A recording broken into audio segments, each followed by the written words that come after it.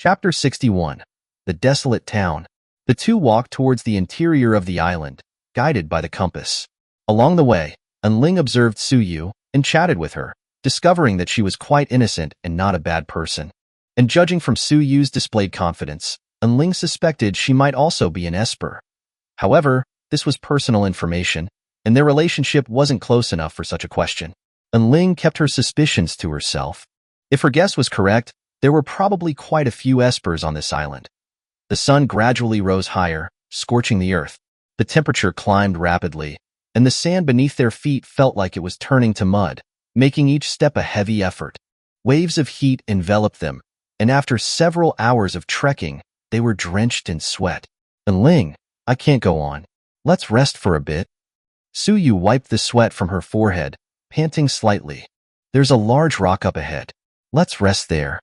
Ling pointed to a boulder in the distance. Beneath it was a patch of shade, a temporary respite from the sun. They quickly reached the boulder. Suyu leaned against it, half squatting, and took a bottle of water from her backpack. Ling pondered, a small town shimmering in the distance.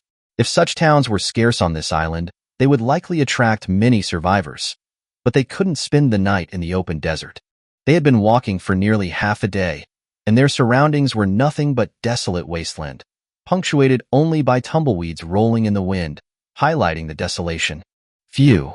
Ling, how come you don't seem tired at all? Suyu asked, looking at Ling, who seemed lost in thought. I'm all right. I usually exercise and I'm dressed for the heat, she replied casually, offering an excuse. Of course, for a woman to walk continuously for hours in such a hot and harsh environment, Suyu's physical fitness was already above average. Today, however, Ling had the unbroken will blessing. We don't know our exact location on the island, and we can't just wander aimlessly. Why don't we settle in that town up ahead for now? Ling suggested, looking at Suyu. I'm fine with that. We're not here to hunt other survivors. We can determine the safe zone once the sandstorm shrinks a bit, Suyu agreed. The island was vast, and the chances of encountering other teams were currently slim. The best approach was to find a place to settle down and wait. They replenished their water, and as the sun reached its zenith, the shade beneath the boulder diminished. It was time to move on. The town, standing silently in the desert, had a quiet, eerie atmosphere.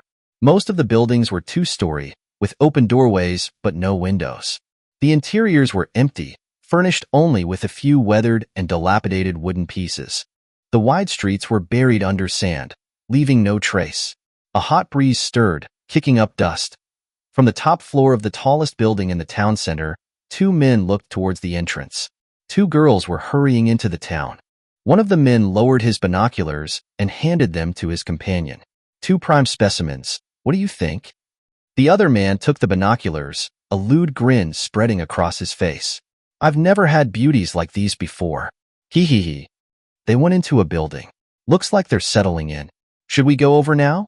The man with the binoculars asked, excitement mixed with a hint of inquiry. He was clearly getting impatient. Don't rush. Remember their location. We'll move at night.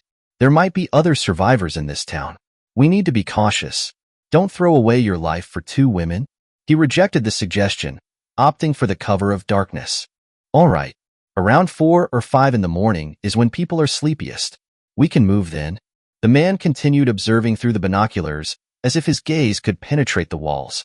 Meanwhile, Ling and Suyu had reached the second floor of a building. They found a room that was completely enclosed, with only an open wooden door, relatively safe compared to the others. This was the result of careful selection.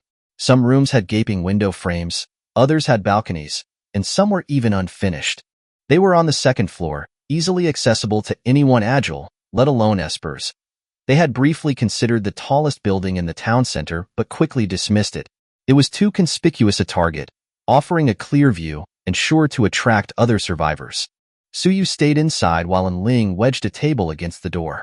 Suyu seemed to want to say something but hesitated. Finished with her preparations, Ling sat down. Several chimney-sized holes in the ceiling let in sunlight, illuminating the windowless room, preventing it from being completely dark. These holes are too small for a person to pass through. This room must have served some special purpose for the town's previous inhabitants, Ling explained, thinking Suyu was worried. Ling, I keep feeling like someone in that building is watching us. Suyu finally spoke. You mean the tall building in the center? And Ling was puzzled. She had just checked, and there was nothing there. Yes, that's the one. Ever since we entered the town, I've felt like someone is watching us, Suyu said, a worried expression on her face. Maybe it's just your imagination, but there could be other survivors hiding here. After all, we didn't arrive early, and Ling reassured her. Oh, what if there were others? They were here now. They couldn't be afraid. Really, my sixth sense is usually very accurate. Seeing in Ling's indifference, Suyu became anxious. Even if they weren't leaving, they should at least prepare. And Ling laughed, her gaze deepening. That's not a sixth sense, Suyu. You're an esper, aren't you? Suyu was taken aback. Chapter 62. Unexpected intrusion. Suyu's silence confirmed En Ling's suspicions. It's okay. It's personal. I won't pry. Then you're also? Suyu, realizing the implication, looked at En Ling with surprise. If En Ling knew about class cards, she was highly likely an esper too. En Ling smiled without answering. She put down her backpack and took out some food. It was already noon. Now that they had settled in, it was time for a proper rest. Let's eat, she said to Suyu, who sat down and took out her own food. They ate and chatted. En Ling had a self-heating meal, prepared with mineral water, which stunned Suyu. She looked at the bread in her hand, then back at En Ling. You're so lucky. Huh? Why are you eating bread? Don't you like self-heating meals? En Ling asked, puzzled. In her mind, after so many days, everyone should have some new food options. They couldn't still be eating compressed biscuits and bread. I think you're making fun of me. Suyu sighed, looking at En Ling. This is all I brought, and I've never even seen anything like that before. Oh, I see. I thought you really liked bread. En Ling chuckled. Damn, you were doing it on purpose. Suyu puffed out her cheeks. After lunch, with nothing to do, they chatted idly, killing time while staying alert to their surroundings. This time the situation was different. On the first survival island, the problem was food. But now, in the desert with its extreme temperature swings, the bigger concern was how to safely survive the night. En Ling looked at the bare room. The floor was covered in a thick layer of sand, making it impossible to rest. I wish I had brought a mat or a tent. At least we could rest then. Yeah, there's nothing in this desert. We don't even have materials to make a tent. Suyu also complained, then suddenly remembered something. What are we going to do at night? We can't light a fire here, can we? Let's observe the situation first. There can't be only this one town on the island. There won't be too many people here. Didn't you say we were being watched? I suggest we take the initiative. A cold glint flashed in En Ling's eyes. Here, apart from her teammate, all survivors were enemies. She didn't need to be merciful. Ah. Suyu gasped, surprised by En Ling's decisiveness. But on second thought, she agreed. In chaotic times, mercy was a liability. Let's do it. En Ling guessed Suyu's ability was some kind of sensory perception, like a tangible sixth sense, as she described it. The tall building was in the town center. The streets of this desolate town were wide and straightforward, easy to navigate, as an esper with a gun. En Ling wasn't afraid of ordinary survivors. It was better to take the initiative than to wait passively. They definitely don't know we've spotted them. Daytime isn't suitable for action. They won't make a move. Don't worry. En Ling had already figured this out. Moving around carelessly during the day might expose them to other hidden survivors, increasing the risk. No one would be foolish enough to act during the day. That's true. Then we can rest and recharge before it gets dark, Suyu suggested. En Ling hadn't slept properly all night and was exhausted, but she didn't fully trust Suyu yet and didn't dare expose her vulnerability. Sure, she replied. We'll take turns keeping watch and observing the outside. We'll set off as soon as it gets dark. You rest first, En Ling. Hearing Suyu's polite offer, En Ling didn't refuse. All right, I haven't slept all night. I'm exhausted. She placed her backpack on the ground, sat on it, leaned against the wall, and closed her eyes. In reality, En Ling wasn't sleeping. She was testing Suyu. If Suyu had any ulterior motives, she would definitely act before her turn to stand guard. Suyu sat quietly, staring at the sky through the holes in the ceiling, passing the time. Over an hour passed. En Ling woke up. There had been no Dongjing outside. Perhaps no other survivors had arrived in town during this time. You're awake, En Ling? Suyu stood up. Yeah, you rest for a while. I'll take watch. And Ling nodded, stretching. Okay. Suyu drank some water and leaned against the wall to rest. Time ticked by. And Ling secretly checked her pendant to keep track of the time. After about half an hour, she looked at Suyu, whose breathing had evened out. She was clearly asleep. Just then, and Ling heard sounds from the street outside. There were survivors nearby. What a damn place, not a single soul in sight. Oh, isn't it better with no one around? We don't have much food. These survivors better pray they don't run into me. A man and a woman. The man's voice was rough, like a burly brute. The woman's voice was delicate, and Ling remained silent, listening intently. Soon, the voices disappeared. Thump, thump. Footsteps approached, and they entered the building. And Ling held her breath, carefully crept to Suyu's side, shook her awake, and gestured for silence. Suyu quickly understood. Bang, bang.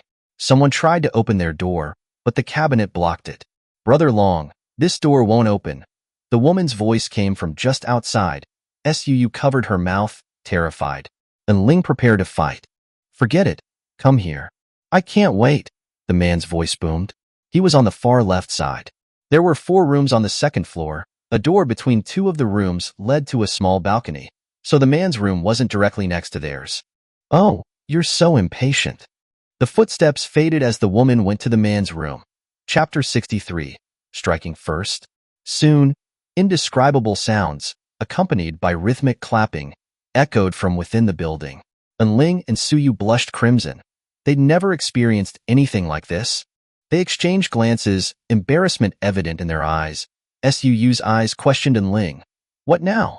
And Ling's eyebrows wiggled, her gaze darting around before she mimed slicing her neck. She went to the cabinet behind the door and gestured for Suyu to join her. Understanding, they carefully lifted the cabinet and moved it aside. When the opening was wide enough, and Ling gently pushed the wooden door. Creak. The old wood groaned, and they froze, holding their breath. But the man and woman, lost in their pleasure, were making far more noise than the door and remained oblivious. Relieved, the two slipped out of the room and headed towards their target. And Ling retrieved her deer-horn bow and nocked an arrow. While she didn't have the bullseye blessing, she could use her ability to subtly guide the arrow, a perfect way to conceal her powers. Besides, at this range, she was confident she wouldn't miss. Suyu also drew her weapon, and Ling's eyes widened in surprise. It was a crossbow, a modern one, clearly not crafted, meaning it was a randomly assigned item from her survival pack. It was the only weapon and Ling had seen so far that rivaled her pistol. She held up a finger, pointing at Suyu, then at herself, indicating one each. 1 target per person. And Ling approached the door first. Suyu, visibly apprehensive, was happy to let Ling take the lead. Bam! And Ling kicked the door open with her long leg. The couple inside froze, the man's passion instantly deflating. The scene resembled a police raid on an illicit rendezvous. Ah! The woman shrieked. Whoosh whoosh. Before either could react, 2 projectiles flew through the air. Thud! The sound of metal piercing flesh. And Ling's arrow struck the man's neck, blood spurting out. He clutched his throat, eyes wide with disbelief and terror. His trachea and arteries severed, he collapsed without a fight. The woman's fate was even more gruesome. The crossbow bolt pierced straight through her chest with shocking force, and Ling even heard the faint clang of metal hitting the floorboards. Both lay dead, eyes wide open. The light screen prompt appeared. Survivor 520 has killed Survivor 8768. Survivor 333 has killed Survivor 30,089. And Ling lowered her bow, relieved. That's done. As she watched their bodies, their light screen rings shattered, dissolving into dust. Seeing Suyu's silence, and Ling turned to her with concern. Are you okay? Don't feel bad about it. You had to do it to survive. I know.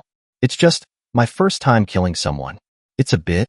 Suyu's hand trembled slightly around the crossbow, her inner turmoil evident. But she didn't vomit. As a class holder, she'd likely witnessed death on the Novice Island. She went to the woman's body and retrieved her bolt, reusable and in some ways superior to a pistol. You'll get used to it. It's a dog-eat-dog world. And Ling patted her shoulder and collected the survival backpacks, pointedly ignoring the nudity. Both backpacks were heavy, the standard issue kind, likely packed with supplies. Still, backpack space was limited, so there couldn't be too much. Handing the woman's backpack to Suyu, they returned to their own room, this time leaving the cabinet unmoved. Let's sort through the supplies and see what we got. It'll be dark soon, and we can't stay here, Ling said, turning to Suyu. Okay. The dangers on this island are definitely not limited to other survivors, Suyu agreed, seemingly adapting. They began to examine the backpacks. Ling didn't know about Suyu's findings, but the man's supplies were meager. Suddenly, Ling pulled out a cylindrical object from the man's back. It had a circular solar panel on top and a retractable handle on each side. The cylinder itself was extendable, revealing rows of small light bulbs. It was a solar-powered lantern. The bottom of the lantern also had a focus beam, functioning as a flashlight. This was a good find, and Ling was pleased. Besides that, there was some food, a wooden fork, a fishing rod, and crude flint pickaxe and axe. Useless to Ling, they would only take up valuable backpack space. Huh? Why would he bring a fishing rod? Suyu asked, puzzled, looking at the telescopic rod Ling discarded. Maybe he thought he could fish if he ran out of food, Ling replied, marveling at the man's strange logic. The man and woman's supplies were equally pathetic, explaining their quick pairing. The woman's weapon was a fruit knife, and Ling hadn't found the man's survival weapon in his backpack. While the starter pack weapon was random, the system specifically called it a weapon, so it couldn't be something like a flashlight. The only explanation was that the man's weapon was so useless he hadn't bothered to bring it. Discarding the unnecessary items, they waited in silence. Night fell, and darkness enveloped the world outside. The sky was pitch black, devoid of moon and stars. It was impossible to see anything. Inside the room, Ling couldn't even make out Suyu's face, only the faint green glow of her light screen ring. Let's check the other rooms and see what's outside, Ling whispered. The world outside wasn't just dark. It was eerily silent. Okay, Suyu replied obediently. She knew she wasn't as cautious as Ling and trusted her judgment. Chapter 64. Esper Enemies. The two went to another room with a window and looked out at the town. Their gazes were immediately drawn to a flickering firelight in the distance. In the pitch-black night, the distant firelight was like a beacon, impossible to ignore. A breeze blew, bringing a sudden chill. The temperature difference between day and night was extreme. Sleeping directly on the floor in such cold would surely lead to sickness. No wonder the survivors risked exposure to light a fire. Of course, there was another possibility. They were using the fire to lure other survivors into a trap, but it at least proved that there were survivors hiding elsewhere in the town, not just in the tall building. Let's go, Ling whispered, her eyes cold. Suyu followed closely behind. Though they couldn't see clearly, the town streets were wide. Following their memories, they made their way towards the tallest building in the town center. Their footprints in the sand were quickly erased by the wind. The building was large, 7 stories tall, with many rooms on each floor. The two men were on the top floor, warming themselves by a bonfire in a central living room. This room, with no windows, offered perfect concealment for their fire. This damned weather will freeze a man to death, one man complained. What time is it? Just nightfall. What's the rush? The other man chuckled. I just checked. There are at least 3 other teams of survivors hiding in this town, besides us. Ha ha ha, after we're done with those 2 girls, we can take out the other survivors too. The man grinned wickedly. They wouldn't have to worry about supplies anymore. Unbeknownst to them, Ling and Suyu were already at the base of the building. Along the way, while moving cautiously, Ling had discovered a new use for her ability, scouting. Like sonar, she could release her power and receive feedback when it encountered an object. This allowed her to navigate and fight even in complete darkness. The only drawback was its limited range, unsuitable for long-range attacks. This was how they reached the building so quickly in the dark. Go, Ling whispered, taking Suyu's hand to prevent them from getting separated in the inky blackness. Along the way, Suyu was puzzled by Ling's speed and apparent night vision. In no time, Ling found the building entrance and led Suyu inside. Stairs ahead. Be careful, Ling warned, preventing Suyu from stumbling and making noise. Can you sense where they are? I don't know. I can only detect people who are watching me, Suyu replied. Ling frowned slightly. It seemed Suyu's ability wasn't as simple as she had thought. Regardless, let's go to the top floor. If Suyu had initially sensed them on the top floor, they likely hadn't moved. They carefully ascended the stairs, reaching the stairwell between the 6th and 7th floors. A faint firelight flickered above. They were there. Weapons drawn, they prepared for battle. As they stepped onto the top floor, Ling sensed something hurtling towards them. Clang! Sparks flew as Ling blocked the throwing knife aimed at Suyu with her iron sword. "I didn't expect anyone to dare come to us," a male voice called out. 2 men approached the stairwell, holding torches. They tossed the torches onto the floor. The dim light illuminated the room, revealing the 4 faces. "Speak of the devil. Grab them." Recognizing the girls, one of the men lunged forward, his predatory instincts taking over. The other man stayed back, launching several more throwing knives. Just as Ling moved to intercept them, whoosh, whoosh, whoosh, 3 crossbow bolts flew out with incredible precision, deflecting all 3 knives. Ling was stunned. Such speed and accuracy in this darkness was beyond even her abilities with the bullseye blessing. This must be Suyu's class ability. "Be careful. They're espers too," the man in the back shouted. "I'll take the brute. You handle the knife thrower." Ling charged towards the first man, sword in hand. Clang! Sparks flew as their blades clashed, ringing sharply. The man was surprisingly strong. He wielded a straight sword. "So what if you're espers?" he sneered, confident in his strength. He swung his sword at Ling with fierce strikes. Their blades clashed repeatedly. Ling retreated, struggling against his superior strength, even with her enhancements. She detected no special abilities from him, guessing his prowess stemmed solely from his fighting skills. Without her enhanced skills and attributes, she wouldn't stand a chance. Whoosh! A crossbow bolt flew towards the man. He deflected it with his sword, but the force pushed him back. He looked at Suyu in surprise. That wasn't the power of an ordinary crossbow. The knife thrower, forced back by Suyu, had retreated into the shadows. Unable to face her relentless attacks directly, he resorted to depleting her bolts, giving her a chance to aid Ling. Then, Ling's eyes fell on the burning torches. An idea sparked. With a whoosh, she extinguished the flames, plunging the room into darkness. Her iron sword lifted into the air, spinning rapidly. In a flash, it became a blur of motion, piercing the man's chest and exiting through his back before returning to Ling's hand.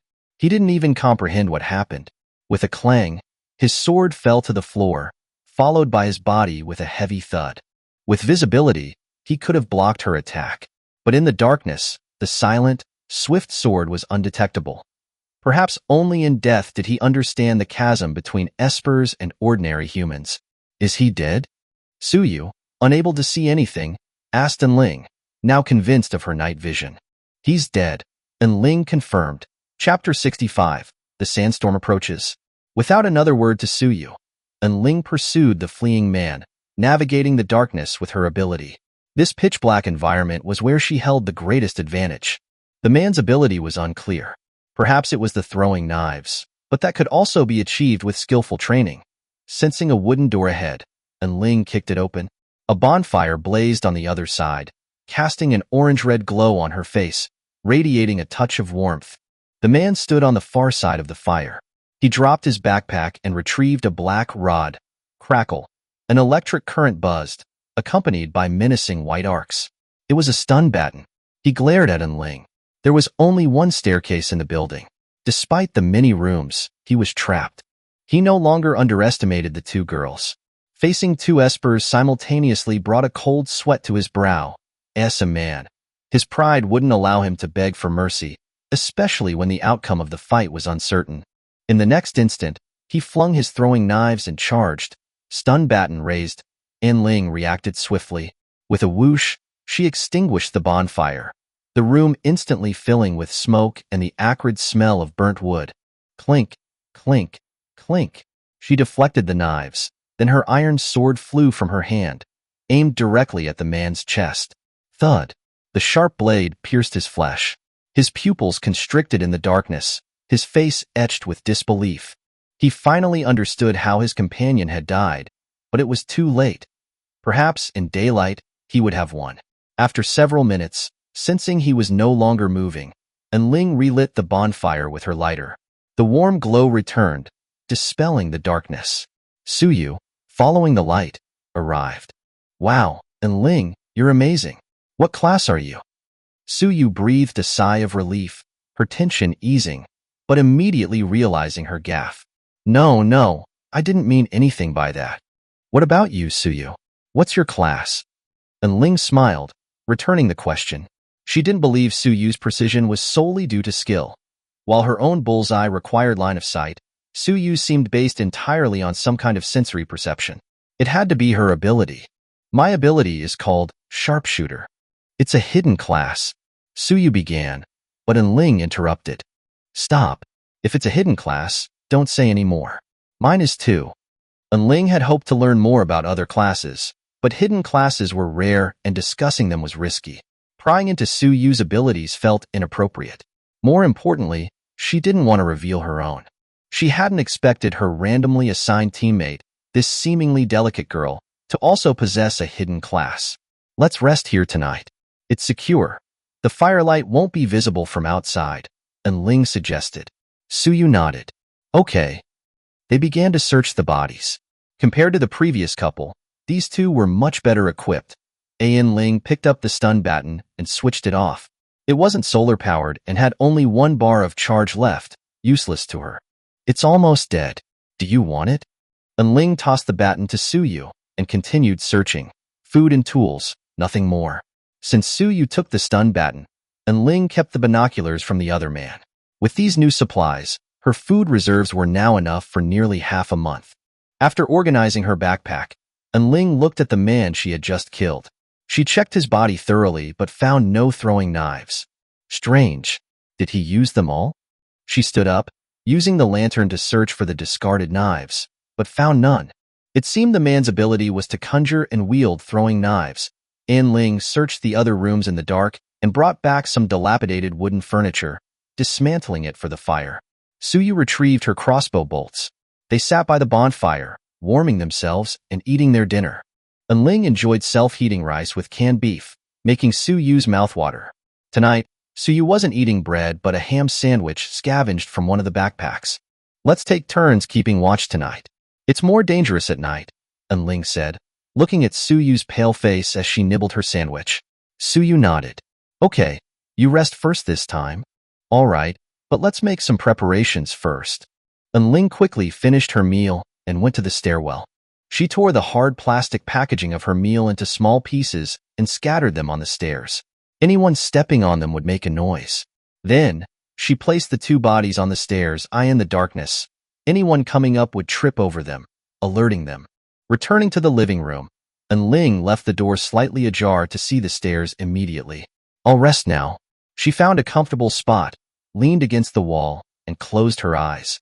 Suyu sat with her back to Ling, keeping watch through the crack in the door. The chances of someone coming to this building, especially to the top floor, were slim. Unless someone had already entered during the day, no one would risk venturing into this large, dark building with its unknown dangers. The smaller 2-story buildings in the town were far more appealing hiding spots. Taking turns every 2 hours, they safely passed their first night in the Death Desert. As Ling predicted, there weren't many people in the town, and no one risked coming to the building. After a simple breakfast, they went to the window to observe the town. From the 7th floor, the view was excellent, allowing them to see far beyond the town's limits. The north side of the town appeared normal. To the south, however, they saw the approaching sandstorm. The raging wall of yellow sand was slowly advancing towards the town, poised to consume everything in its path. Chapter 66. A Means of Transportation. It seems our luck isn't great. This isn't the safe zone, Ling said, lowering her binoculars with a frown. The sandstorm stretched as far as the eye could see, advancing at roughly the walking speed of an adult. They had only been in town for a day, and in less than half that time, the storm would engulf the desolate town. We have to leave, Suyu sighed. They had barely settled in before they had to move again. The temperature outside was scorching, the sun's UV rays stinging their skin. Despite the harsh conditions, they had no choice but to leave. If they didn't leave soon, they had no idea how far they'd have to travel to reach the next town. Ling put away the binoculars and discreetly twisted the pendant around her neck. A few seconds later, the image appeared, the small human figure. Prayer pendant bonus received. Unbroken will. The body may perish, but the will shall endure. Increases all physical attributes. Time remaining. 16 hours, 30 minutes, 30 seconds. Let's go. And Ling called to Suyu. Both were women of action. Neither wanted to race against the terrifying sandstorm. Before leaving, at Ling's suggestion, they took the men's jackets, putting them to one last use. The town remained eerily quiet. Sand drifted in the breeze, burying the streets.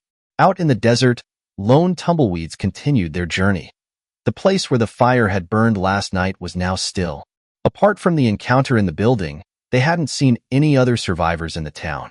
Perhaps they had already left. Glancing at her ring, the remaining teams were 92. That meant, at most, 16 people had died in the past day, far from the objective of 25 surviving teams. Draped in the men's jackets for protection from the sun, Ling and Suyu set off once again. After walking for an unknown amount of time, sweat dripping from their brows, the town behind them vanished from sight, leaving only the menacing yellow sandstorm relentlessly pursuing them. Just as they were about to stop for a rest, they noticed a straight line cutting through the curved sand dunes in the distance. Is that a road? Suyu asked uncertainly, looking towards the horizon. Ling quickly raised her binoculars. It was a gray concrete road, stretching straight ahead, its destination unknown. Looking back along the road, it disappeared beneath the sand after a certain distance, possibly leading to the town they'd just left. After all, the streets there were already being swallowed by the sand. It's a road. Let's go. Ling called out, quickening her pace. If we follow the road, we're bound to find another town. Suyu's spirits lifted. Walking on concrete was much easier than trudging through the sand and avoided the danger of quicksand. They soon reached the road.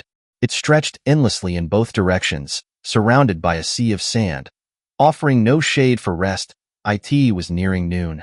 Despite the scorching sun, they had to rest. They drank some water and ate a quick lunch. The intense heat was dehydrating them and suppressing their appetites. Ling only managed a can of 8 treasure porridge and a can of fruit before losing her appetite. Her fullness meter barely stayed above the critical level. Suyu was no better off. Without the unbroken will bonus, her constitution was weaker. This island seems huge, she said, wiping sweat from her face and forcing down a piece of bread with some water. It's not just big, it's empty, Ling replied, her brow furrowed.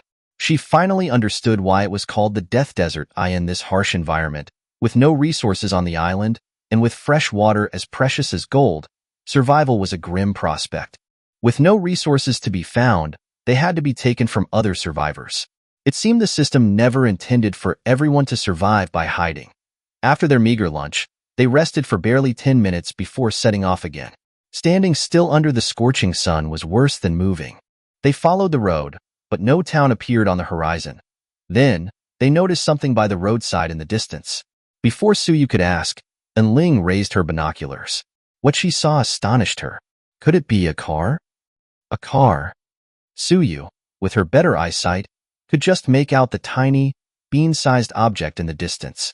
She had initially thought it looked like a car, but it seemed too improbable. They exchanged glances, astonishment reflected in their eyes. How could there be a car on this deserted, uninhabited island? Judging by the conditions in the town, the original inhabitants lived primitive lives, without electricity. How could they possibly have cars? Ling and Suyu quickened their pace, heading towards the vehicle. If it was functional, their travel time would be significantly reduced. They soon reached it. A yellow American muscle car, a 2-seater convertible, looking somewhat worn. Ling went to the driver's side and saw keys in the ignition. There are keys. It must be a vehicle provided by the system. It made sense. Anything this technologically advanced on the island had to be placed there intentionally. Great. We don't have to walk anymore, Suyu said, relieved, wiping her brow. By the way, can you drive? Ling asked, turning to her with a questioning look. I just turned 18, Suyu admitted sheepishly. I haven't gotten my license yet. I have a license, but I've never actually driven. I'll give it a try. Ling got into the driver's seat. The cheap vinyl seats were scorching hot from the sun. Wincing, she turned the key. Vroom. The engine roared to life, delighting Ling. The car seemed to be in working order. Suyu, get in. Let's go. Chapter 67. Exploring the town. It's really a car, and it still starts. Unbelievable. Suyu sat in the passenger seat and fastened her seatbelt. This isn't good news, and Ling said with a worried frown. It means this island is ridiculously large, otherwise there wouldn't be any vehicles. That's true, Suyu sighed. But at least our luck isn't too bad. This meant they were the first to arrive here from the small town. Otherwise the car would have been taken by others. Let me think, and Ling said, looking at the car. Clutch, brake, release the handbrake, shift gears, should be right. Luckily, she had learned to drive a manual before, otherwise she really wouldn't know how to operate this car. Screech. The car lurched forward and instantly stalled. And Ling scratched her head awkwardly. Oops, accident. Vroom. The car started again, this time without any problems. And Ling stepped on the gas, and the car shot forward. Clutch, shift, all in one smooth motion, driving towards the end of the road. Luckily, the road was straight and unobstructed, perfect for a novice driver like Ling. Suyu, in the passenger seat, gripped the handle tightly, her face full of worry. The sports car sped along the road, and Ling quickly got used to it. Driving at 70 or 80 miles per hour for half an hour, the end of the road finally connected to a town. This town was even larger than the one they had left earlier. There were many tall buildings, even unfinished, abandoned buildings. There were also all kinds of strange warehouses, and it was unclear what was stored inside. The central streets were also exposed and not buried by yellow sand. Should we stop up ahead? Suyu shouted at Ling, the whistling wind filling her ears. Suddenly, Ling slammed on the brakes. Suyu felt like a fire dragon was about to burst out of her stomach. Ugh. She immediately leaned against the car window and started vomiting. Ling parked the car and patted her back. Phew, are you okay? I'm fine. Just a little car-sick. Suyu took out a bottle of mineral water and rinsed her mouth. Lunch was wasted. She had thrown it all up. Ling felt a little embarrassed, but what could she do? After all, she was a novice driver. She turned to look at the town not far away, pondering. The sandstorm behind them was gone, and staying in this town was indeed the best option for now.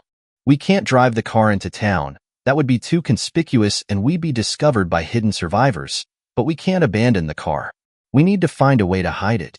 Ling scanned the surroundings, looking for a suitable place to hide the car. At this moment, Suyu had recovered and looked at the town in the distance with Ling. There, that house on the first floor seems to have a garage. How about we park the car there? She suggested to Ling. It was a house located on the edge of town. The noise from the car wouldn't be heard in the town, and the only downside was that the garage faced the road. Any survivors approaching from their direction could easily spot it. Okay. Ling nodded. At this point, they weren't afraid of ordinary survivors. It was best if those people didn't provoke them. She started the car again, shifted into first gear, and drove slowly towards the house, finally parking the car inside, the position just right. The second floor only had one room and a balcony, with windows on all sides. In contrast, the garage on the first floor was more secluded. Ling and Suyu got out of the car. She wanted to take out the key, but found that no matter how hard she tried, it wouldn't come out. Can't pull it out? Maybe the system won't let us. Suyu also found it strange. It was impossible for this old-fashioned mechanical key not to come out. The only possibility was the system. Then let's not go upstairs, let's just stay here and guard it, Ling suggested. If someone stole the car in the middle of the night while they were on the second floor, they really wouldn't be able to do anything. Okay. Suyu nodded in agreement. But before that, it's still necessary to do a thorough check. Ling took out her iron sword and walked upstairs step by step. Suyu continued to guard the car, just in case someone was hiding on the second floor, waiting to ambush them. Arriving on the second floor, the layout was simple. A desk, chairs, wooden cabinets, a bed, etc., but they were all weathered and about to rot, the kind that could be shattered with a light punch. Ling gently slashed them all with her sword. 2 silver-white cards actually fell out of the shattered cabinet. She immediately picked them up excitedly. They were 2 keystone cards. There are actually cards. This meant that there were other supplies in the houses in this town. After checking the balcony, there was nothing outside. Ling immediately returned downstairs and told Suyu the news. There might be cards in these houses. The other person was also stunned. No matter what kind of cards they were, they would be of great use to the development of their island. How about one of us stays behind to guard the car, and the other goes to explore the town? And Ling immediately came up with a solution. Half a day each, and we'll try to leave before the sandstorm comes. We have half a day left, so 2 hours each. No problem. Suyu nodded in agreement. There were two benefits to one person going out to search for supplies alone. First, they could conceal the items they obtained, and second, they could watch the car. The only downside was that the two of them might face danger if they were separated. I'll leave a sword mark on the door of the rooms I've explored, and you leave a crossbow mark, so we can easily tell them apart. And Ling immediately went to the garage door and made a mark with her sword, demonstrating to Suyu. Okay, I just hope the sandstorm comes a little slower. Maybe we are in the center of the safe zone. Suyu also stepped forward and forcefully made a mark on the wall next to the door with her crossbow bolt. And Ling, you came up with the idea, so you go first. She offered politely. Seeing this, and Ling didn't object. She had a pendant, so she could accurately keep track of the time. Then I won't be polite. You be careful alone. And Ling instructed, and then hurriedly left the garage and headed into the town. Suyu hadn't noticed any gazes on them before, which meant that the two of them hadn't been discovered by other survivors yet. And Ling's figure darted between the various houses, avoiding appearing directly on the streets. She had a hunch that there must be good things in those large warehouses. She first targeted those places. 3 large warehouses stood side by side, at least 5 meters high and 10 meters long. At the bottom were 2 rusty iron doors, one on the left and one on the right. Arriving at the door, and Ling breathed a sigh of relief. The iron door wasn't locked. She stood a few meters away from the iron door and gently opened the rusty door with her ability. Chapter 68, Bountiful Harvest. The large warehouse was pitch black, and a strong smell of mildew assaulted in Ling's senses. She frowned slightly, walked a few steps to the doorway, and used her ability to sense if anything was nearby. Nothing. She took out a lantern from her backpack and walked in. The white light dispelled the darkness in the warehouse, allowing her to see the scene inside. Rows of huge wooden boards were stacked up, covered in mold, taking up half the warehouse space. In the corner, there were some red toolboxes, which might contain something good. Ling first checked the contents of these toolboxes. Empty. She opened another one. Still empty. Strange, she murmured, checking all the toolboxes. Without exception, they were all empty. Her gaze began to survey other areas of the warehouse, including the gaps between the wooden boards. It seemed this large warehouse was used to store building materials, but after a long period of weathering, none of the contents were usable. Neither the wooden boards nor the discarded, rusty iron pipes could be broken down to obtain a large amount of resources. Suddenly, Ling noticed footprints on the ground, leading to another iron door. So, someone has been here before? This might be troublesome. If the other person also knew about exploring the town, then this place might have already been picked clean. However, the footprints looked a bit strange. Although they were normal human shoe soles, one foot was tilted inward and shallower than the other. This reminded Ling of the zombies from a certain game. After all, even a cripple wouldn't walk like that. Ling left this large warehouse and walked to the adjacent one. The stored materials inside had changed, no longer huge wooden boards and discarded building materials, but rather stacked wooden crates. It was unclear what was inside these crates, but judging by the decay on the surface, these things were placed here later and were much newer than the wooden boards. There must be at least 100 of these. Ling shone her flashlight, looking at the tall stacks of wooden crates. Only a narrow aisle was left in the entire warehouse.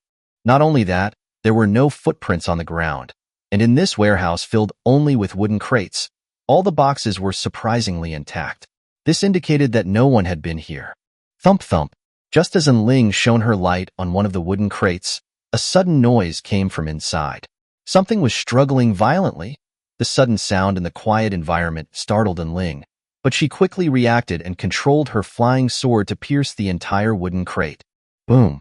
The wooden crate instantly shattered, and a monster emerged. Its entire body was pitch black, like a charred and severely decomposed corpse. Its empty eye sockets lacked eyeballs, and its thin fingers revealed stark white bones. Thump! It fell heavily from the top crate. Before it could roar and stand up, a sharp flash of sword light passed by, instantly decapitating it. The monster stopped moving. Undoubtedly, its weakness was the same as those on the beginner island, its head. And Ling didn't have time to observe this foul-smelling corpse. Her gaze was fixed on the shattered crate, where a silver-white card lay quietly. But before she could reach for the card, all the crates suddenly began to shake violently in the next second. And Ling was startled. All the wooden crates inside were filled with these monsters. She took a step back, standing at the entrance of the warehouse, and looked at the silver-white card. She decided to give it a try. Boom, boom, boom.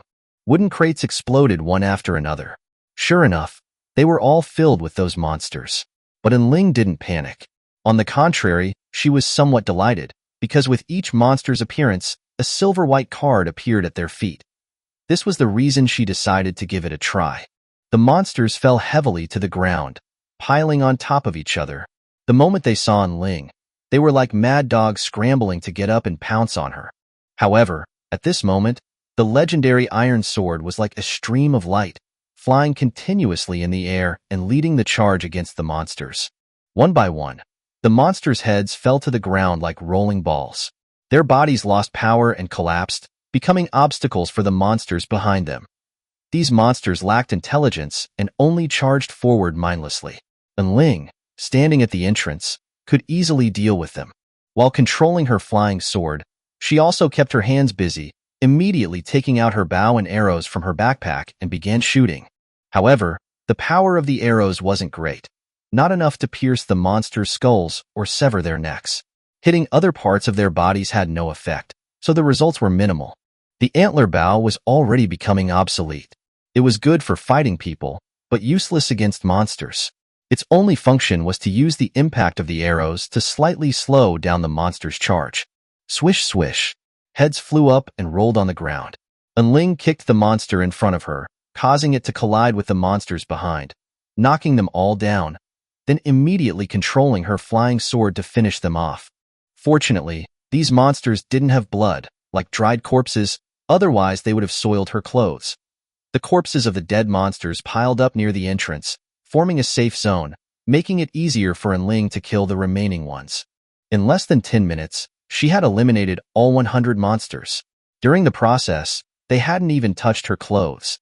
The only downside was that the overuse of her ability made her slightly dizzy. The iron sword returned to her hand. Ling stepped over the corpses and came to the shattered crates, starting to collect the cards on the ground. Silver-white cards piled up in her palm, and Ling felt a wave of excitement.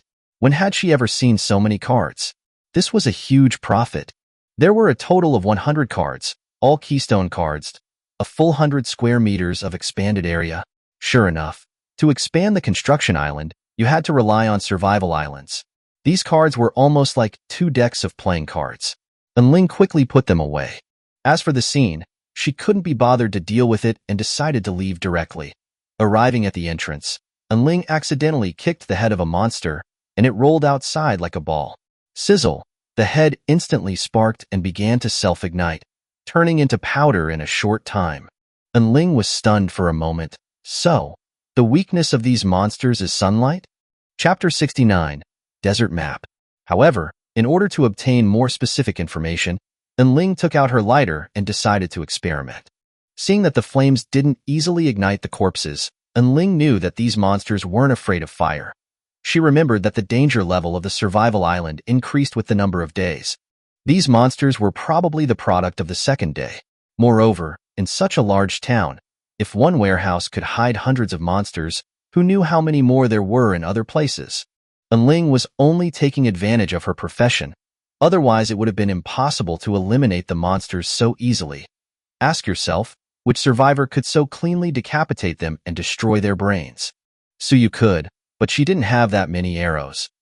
Others might be able to as well, but in close combat, how much stamina could one person have? She didn't think too much about it, just turned around and left this warehouse, heading towards the last large warehouse. Opening the iron door, a pungent, irritating smell rushed straight into her nose, making Ling frown. It was the smell of pesticide. She covered her nose and entered. Crunch! A cracking sound came from under her feet. She looked down curiously, and her scalp instantly went numb. Densely packed insect corpses were tightly piled together, forming a thick layer on the warehouse floor. Fortunately, These insects were all dead, otherwise Ling felt like she would have gone crazy. These insects came in various forms: unknown flying insects and crawling insects, as well as palm-sized scorpions and centipedes, etc.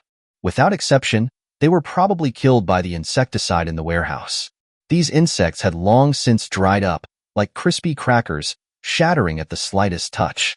She guessed that these insects might have been used for medicinal purposes, which was why they were stored in the warehouse. No, this might also be a warning. Perhaps not only monsters will appear next, but these insects will also swarm in. Ling felt that this must be foreshadowing something, and things were far from that simple. There were very few things in this warehouse. Most of it was empty. With just a sweep of her flashlight, she could see the entire warehouse. Unlike the other two warehouses, this one had only one iron door, meaning only one exit. Just as she was struggling with whether or not to step on these disgusting insects and go in to take a look, she suddenly thought, what if these insects suddenly revived? These things were much more difficult to deal with than those monsters, and there was only one exit inside. No, it was too risky to enter rashly. Ling crouched down and tried to ignite the insect corpses with her lighter. Perhaps due to the pesticide on them, they caught fire immediately, and the flames instantly spread along the insects, burning the entire warehouse. The blazing fire dispelled the darkness in the room, and the scorching heat also wafted from the doorway. Ling estimated that it would take at least a few minutes for them to burn. She didn't plan to wait, so she closed the iron door and chose to explore other houses first, returning to check this large warehouse later. Just like that, over an hour passed, and she marked sword slashes on the doors of one house after another. The nearby bungalows and two-story buildings were all searched, but Ling didn't obtain any supplies, as if the keystone card she obtained in the garage was just a lucky coincidence. But it couldn't be said that she gained nothing, because she found the corpse of a survivor in the toilet of a two-story building. It was a middle-aged woman. Her death was gruesome, her clothes disheveled, nakedly exposed in front of Ling. It was obvious what the other person had experienced. Her backpack was gone, and she didn't have anything else on her. Ling didn't have much emotion, because here, the weak were destined for this kind of ending. At least the woman's corpse told her one thing, that there were definitely hidden survivors in this town. As for whether there were observers and survivors like on the beginner island, she didn't know yet. Only one corpse was found, and the woman's resistance wasn't strong, which meant that she was likely ambushed and killed by her own teammate. It seems I need to be more careful. Ling's expanded ability was like a sensory field around her. She didn't need to worry about survivors hiding behind walls and waiting for an opportunity to ambush her. She left the house. Not finding any cards could only be attributed to bad luck. Ling wasn't too disappointed. Seeing that it was about time, she started heading back towards the large warehouse. Opening the iron door, a huge cloud of black smoke instantly gushed out. The smell of burning mixed with the smell of pesticide. At this point, Ling didn't care if she would be discovered by other hidden survivors. Anyway, there was still some distance between here and her garage. The black smoke billowed upwards from the doorway and slowly drifted into the sky, so eye-catching in the daylight. After a full 10 minutes, the billowing black smoke gradually dissipated. Ling used her light to see black powder covering the floor. She entered and surveyed everything in the warehouse. If there were any cards, they wouldn't have been ignited by the flames, as she had experimented with this before. Brushing aside the black ash, she didn't find any traces of cards, but a huge map emerged, causing Ling to be stunned for a moment. Red ink had drawn this map on the floor of the warehouse. The dim environment, coupled with the thick layer of insect corpses, had prevented her from discovering it before. Ling quickly swept away the black ash, and a red map occupying the entire warehouse floor appeared before her eyes. Relying on her memory, she quickly observed it and found the small town they had left earlier. This is a map of the entire island. Following the routes, she quickly located the current town. It turned out that there was still a long distance between here and the center of the island. No wonder there were cars on the road. Otherwise, it would be difficult to walk to the center of the island by human power alone. There were also several other small towns nearby, but without exception, all of these towns were marked with a large red X. Could this represent a no man's land? Ling wondered, her gaze turning to the center. The town there was very large. No, it should be called a city. The small towns near this city weren't marked with an X. Strictly speaking, They were all located in the center of the island, which must have something to do with it. The outermost area has already been eroded by the sandstorm. I don't need to remember the locations of other small towns on the map. I just need to remember how to get to the central city. And Ling stared at the map. It seemed now that the safe zone was likely to refresh at a fixed location. Whoever could find the map first could take the lead and head to the city to seize the opportunity. Chapter 70, Ability Upgrade. A fixed safe zone, but the route isn't straight. And Ling memorized the roads. If she foolishly walked in a straight line across the desert, she would certainly die on the way. The distance was too far, and even with a car, it would be impossible to travel through the desert. This highlighted the importance of the map. Just this alone would mean countless survivors would be swallowed by the sandstorm. But she couldn't leave immediately. Because of the prior agreement with Suyu, she had to let Suyu explore the town as well. It was only the second day. With such a long journey, and with the car and map, Ling was confident they would be the first survivors to arrive. She glanced at the time, preparing to return to the garage and meet up with Suyu. Returning along the original route, even if she had already been noticed by others, Ling didn't pay it any mind. A short while later, she returned to their house. In the garage, Suyu saw Ling's return and asked with concern, "How was it?" "I made some gains. Most importantly, I found a map of this island." Ling immediately shared her speculation with Suyu. Upon hearing this, Suyu nodded. She agreed with Ling's reasoning. After all, this wasn't a game, and everything couldn't be judged based on game logic. The sandstorm was likely shrinking at a fixed rate, and the speed might increase with the number of days, forcing all survivors to the central city. Besides the danger of survivors fighting amongst themselves, there must be something else there. Of course, danger and opportunity always coexisted. Then should we leave now? Suyu didn't want to be constantly chased by the sandstorm. It was best to get to the center of the island and settle down as soon as possible. No rush. We have a car and a map now. I've estimated the distance, and driving there won't even take half a day. Don't worry, Ling explained. Suyu, I'll keep watch now. You go explore the town. With luck, you might find keystone cards. All right, I'll go take a look. Suyu nodded. She knew Ling didn't want her to miss out. The map is in the last of the 3 large warehouses. You can go take a look too. Be careful along the way. There might be other survivors here. Ling looked at Suyu, reminding her. I'll be going then. Without saying much, she slung her backpack over her shoulder and left the garage. Ling sat on the steps inside the garage, lost in thought. Time quickly reached evening, and the setting sun cast a golden glow on the desert. The environment inside the house became increasingly dim. Suyu returned to the garage with her backpack, looking to be in a good mood, suggesting a decent harvest. Ling didn't ask any questions. They had an agreement. She stood up and looked at Suyu. There might be danger tonight. Let's set off tomorrow morning. Okay. Suyu nodded without asking why. She trusted that Ling had her reasons, and besides, nighttime wasn't suitable for travel. In reality, Ling was worried about encountering those zombie-like monsters. It was already the second day, and the dangers would escalate accordingly. If they encountered those things while driving in the wilderness, it would damage the car and block the road, increasing the risk of exposure. It was impossible to reach the city at the center of the island on foot. Ling and Suyu seized the time before nightfall to eat their dinner. After dinner, the sky completely darkened, and the surroundings were plunged into pitch black once again.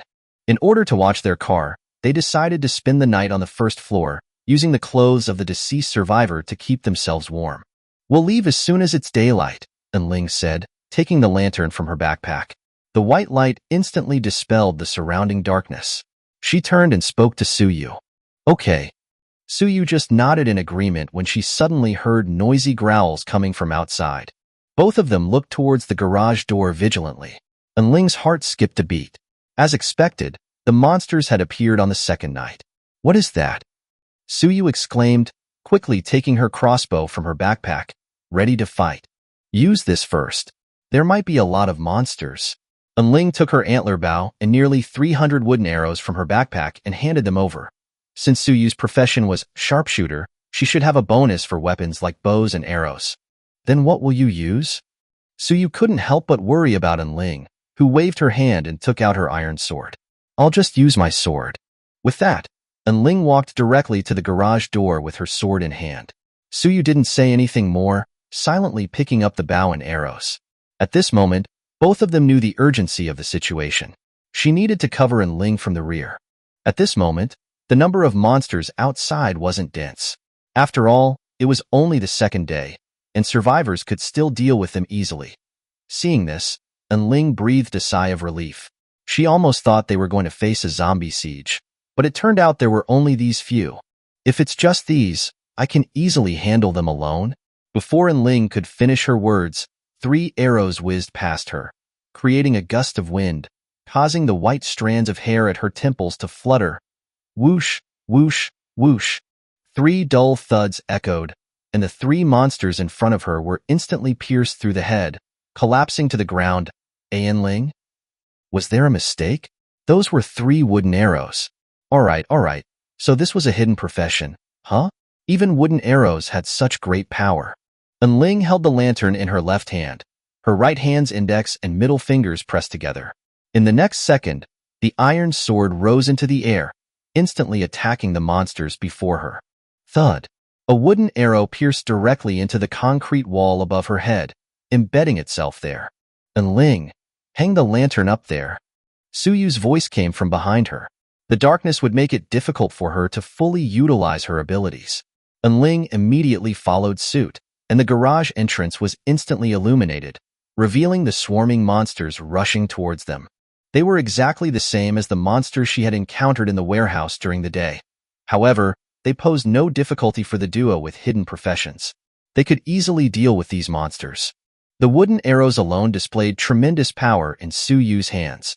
Coupled with Ling's floating flying sword, the monsters couldn't get even a step closer to the garage. Congratulations! You have accumulated enough experience. Your ability level has been upgraded to Purple Soldier level. Chapter 71. Night Operation. Seeing the sudden pop-up light screen message, Ling was startled for a moment, then instantly understood. It seemed that ability upgrades required killing these monsters to gain experience points, rather than relying on self-use and development. Instantly, Ling felt her entire ability strengthen, and the flying sword in the air became more agile and handy. The previous mental fatigue was also swept away. The upgrade not only strengthened her ability, but also enhanced various aspects of her physical attributes. However, the exact increase was not specified. But based on her previous experience with skill cards, Ling estimated that this level up provided far more than just a small increase in attributes, at least 5 times more, maybe even close to 10 times. If she were to encounter that sword-wielding survivor from the small town again, Ling was confident that she could easily defeat him even without the advantage of the night. At this moment, facing these monsters again was like slicing through melons and vegetables, incredibly easy. The flying sword in the air traced graceful arcs, shuttling through the monsters like flowing light. With a series of popping sounds, the necks of one monster after another were instantly severed, and their heads fell to the ground. In just a few seconds, the dozen or so monsters closest to the garage were all decapitated, easily dealt with by Ling. Behind her, Suyu was full of surprise. She had only assumed that Ling's hidden profession was ridiculously strong, and never considered that the other party's ability had just suddenly upgraded. Because the pop-up light screen was not large, and with the illumination of the lantern and Ling facing away from her, Suyu simply hadn't noticed it in just a few minutes. All the monsters outside were completely eliminated, dozens of them, without ever stepping into the garage. The growls disappeared, and the night outside returned to silence. Is it over? Suyu asked uncertainly, walking over with her bow and arrow. At this moment, Ling had just retracted her weapon. Looks like it is. The only thing that disappointed her was that these monsters, unlike the ones she had encountered in wooden boxes in the big warehouse, didn't drop anything, not even a single card. But thinking that these monsters could provide experience points to upgrade her ability, it was worth it. It was just that she couldn't check her personal information on the survival island, so she didn't know how much experience she had accumulated. Ling, listen, there are still faint fighting sounds in the town. There should be other survivors hidden there, Suyu suddenly said. Hearing this, Ling didn't speak and listened carefully. Indeed, there were sounds. This time, she heard them. Although very faint, they were definitely there. From this, She could also analyze the characteristics of Suyu's divine archer profession, possessing extremely strong hearing and sight, as well as a kind of sixth sense and the ability to enhance ranged weapons. It was indeed a very strong hidden profession, and her temperament wasn't bad, not overly compassionate but able to think independently. She definitely had some strength to obtain a profession card in addition to luck. Suyu was someone worth befriending. And Ling was still pondering when Suyu, thinking she was listening to the sounds, spoke again after more than 10 seconds. Are we going over there? Suyu thought she was considering whether to intervene. And Ling sensed that the sounds were coming from deep within the town. They hadn't gone deep into it before and were unfamiliar with the surroundings. Moreover, it was nighttime, so there were risks. But killing monsters could gain experience points, and the rewards were proportional to the risks. Let's go upstairs and observe the situation first. And Ling took the lantern hanging from the arrow from Suyu and walked towards the second floor with her. Arriving at the balcony, she turned on the flashlight, and a beam of light instantly shot towards the depths of the small town. Suyu, standing beside her, was a little puzzled. Wouldn't this expose their position? But the next moment, she felt two gazes lock onto her and suddenly understood. Where are they? And Ling asked, turning her head. Utilizing Suyu's professional characteristics, finding people in this dark town was incredibly easy. Let me borrow it. She took Ling's flashlight and casually flashed it at a 3-story building. They're on the roof of that building. Got it. I'll go then. And Ling planned to have Suyu stay behind. It wasn't that she was selfish, but the other's profession wasn't suitable for close combat. It would be very dangerous if she rashly entered and was surrounded by monsters. And Ling, I can help you from here, Suyu's voice rang out from behind. And Ling, about to go downstairs, was stunned for a moment and turned back to look at her in slight surprise. You can shoot that far? Yes, I've tested it before. Several hundred meters is no problem, the effective range. Suyu nodded. Sure enough, no hidden profession was simple, and this was just the most basic professional characteristic. All right, I'll create some light for you then, and Ling said, quickly taking the flashlight and leaving downstairs. These were all experience points. Knowing this, how could Ling remain indifferent? Only in this way, by leveraging information superiority in the early stages, could she quickly distance herself from other survivors and increase her chances of survival. Although there were certain risks, she would rather make mistakes than do nothing. As soon as she left the garage, Ling turned off the flashlight and used her ability to probe, quickly moving towards the target building. After the upgrade, her ability's range had expanded, allowing her to perceive further distances. Even in the pitch-black night, it was as if it were daytime. And the two survivors on the roof, struggling to resist the monsters, didn't know that a grim reaper was quietly approaching them. Dude, hold on. The two men were leaning back against the rooftop door, desperately trying to hold back the monsters trying to break through. There was light over there just now. There are other survivors. Who cares about them? Let's think about how to survive first. One man gritted his teeth, his face contorted. Let's just blow them up. The other man said viciously, but was immediately rejected by his companion. No, we can't use it yet. This is our ultimate weapon to survive until the end. How can we use it now? At this moment, Ling had followed the previous route to the front of this building. There weren't many monsters along the way, just a few scattered ones. But here, a considerable number of monsters were crowded inside the building and the stairwell, packed like sardines. Through her ability's perception, she had determined the location of the two survivors upstairs. Without another word, the iron sword in her hand instantly rose into the air. Chapter 72. Mutual destruction? Thud, thud, thud. A series of muffled sounds rang out. These monsters, completely unaware of the newcomer behind them, had their heads easily lopped off by a dancing, sharp sword. Their bodies crashed heavily at the stairwell, blocking Ling's path upwards. She promptly switched on the lantern, its light dispelling the surrounding darkness. Using her ability, she cleared the corpses from the stairs and slowly made her way up.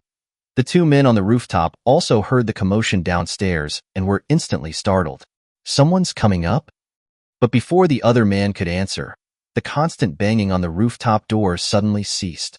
Where were the monsters? The monsters had stopped their assault on the door. What was happening in the building? Silence fell all around.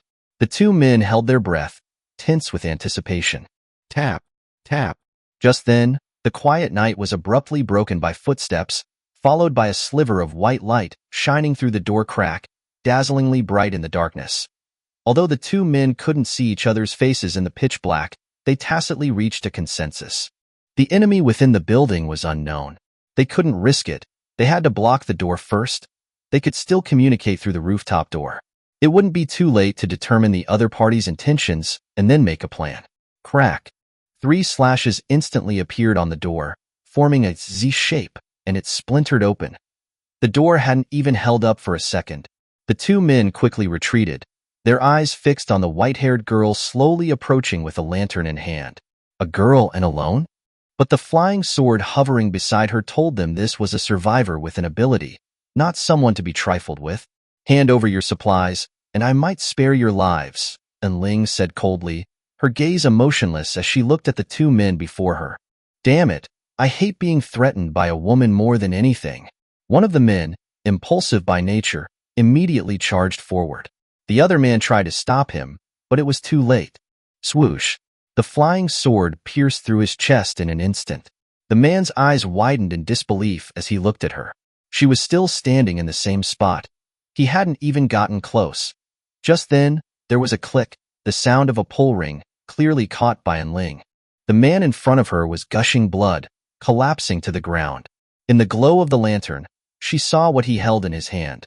A grenade, and now, with a contorted face, he had pulled the pin. Then let's die together.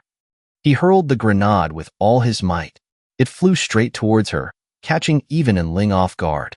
She hadn't expected him to have something like that. Although startled, she reacted calmly. Her ability suspended the grenade in midair, not far from her. Ling spun and sidekicked the grenade, intending to send it flying downstairs. But the man, driven mad, lunged sideways, trying to intercept the grenade. If he succeeded, it would be mutual destruction. The flying sword darted towards the man like a streak of light.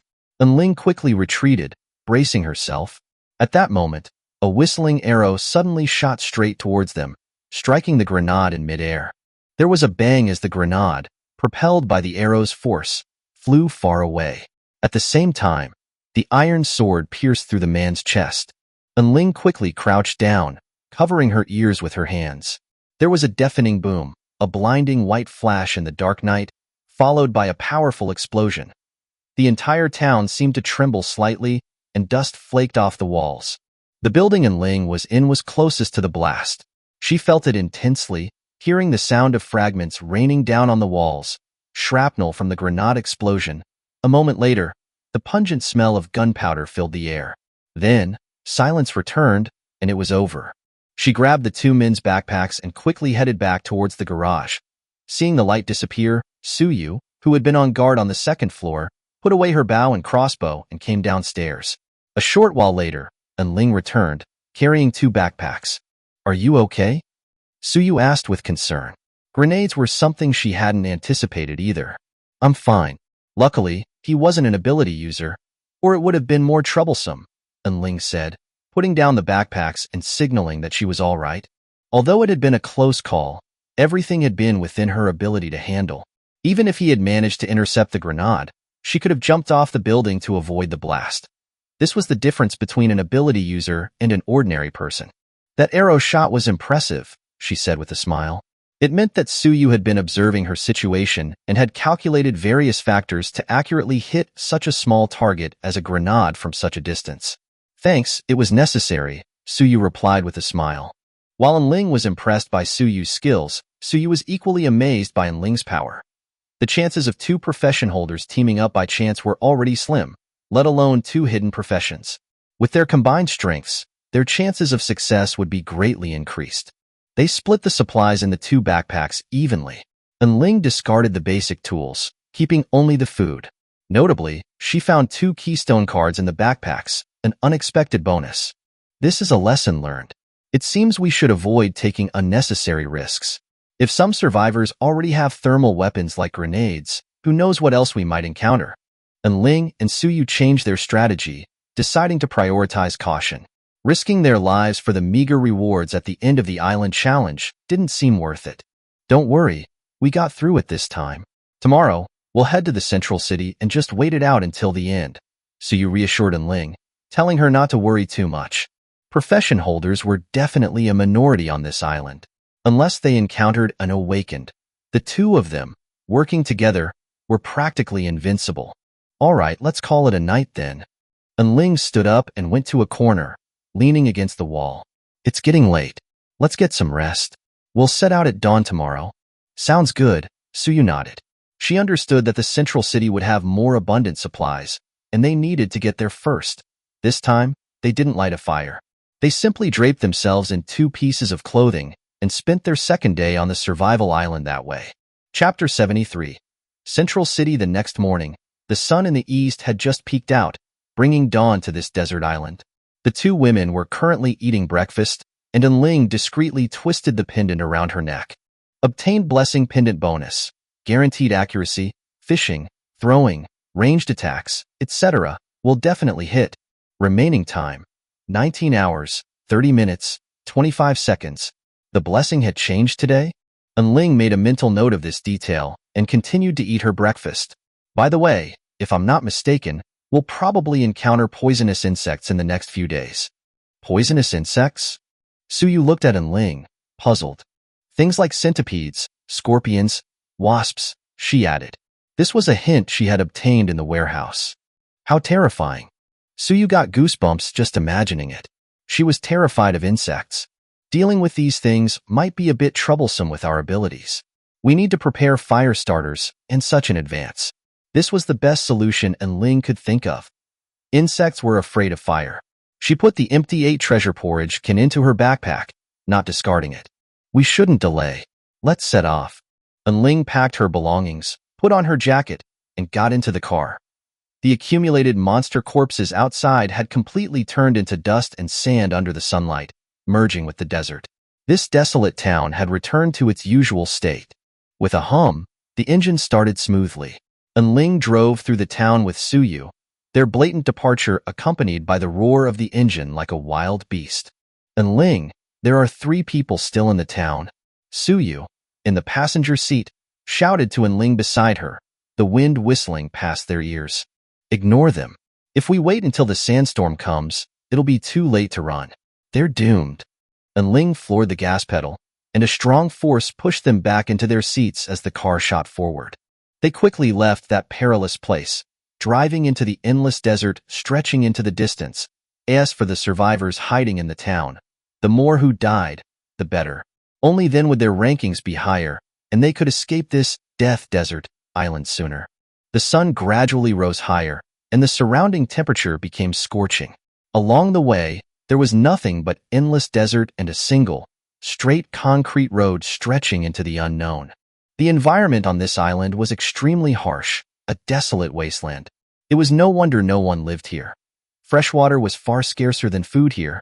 There wasn't a single oasis, not even a blade of grass. Survivors would be incredibly envious of each other just for surviving. This was only the beginning. Perhaps some hadn't realized the urgency of the situation yet, but in a few days, every survivor would be like an enemy to the others. The number of people killing their own companions would increase. After nearly 2 hours of driving and passing 5 intersections, Ling finally saw the city located in the very center of the island. But upon seeing the city, they were both somewhat surprised. The style of this city was completely different from the other towns, and even significantly different from modern cities. How to describe it? This city was like something that would only appear in a game. Yet here it was, tangibly presented before them. Ling parked the car at the edge of the city.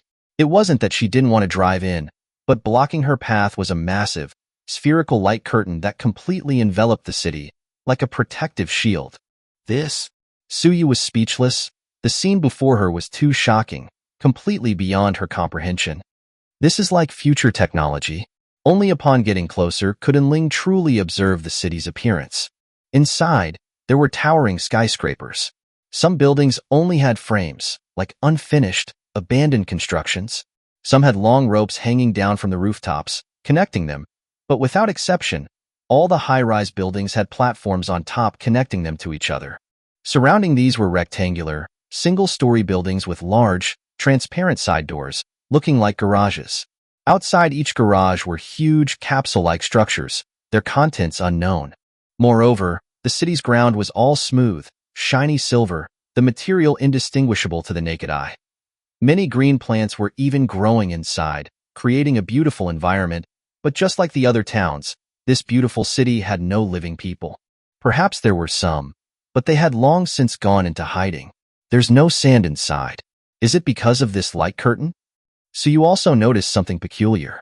The city was too clean, giving the feeling that it had appeared out of thin air. It's indeed a bit strange. And Ling didn't explain further. She suspected that this city was like the manor on the beginner island, and once you entered, you might not be able to leave, similar to a final dungeon. But since everyone's beginner island experience was different, she didn't intend to explain too much. Instead, she would test it herself. If it were true, there would certainly be a system prompt. And Ling observed her surroundings. Except for this sudden city, there was only the endless desert.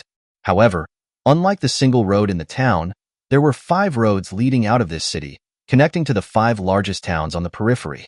She got out of the car and approached the giant protective shield enveloping the city. First, she experimented with a wooden arrow. Controlled by her ability, the arrow floated and flew towards the front.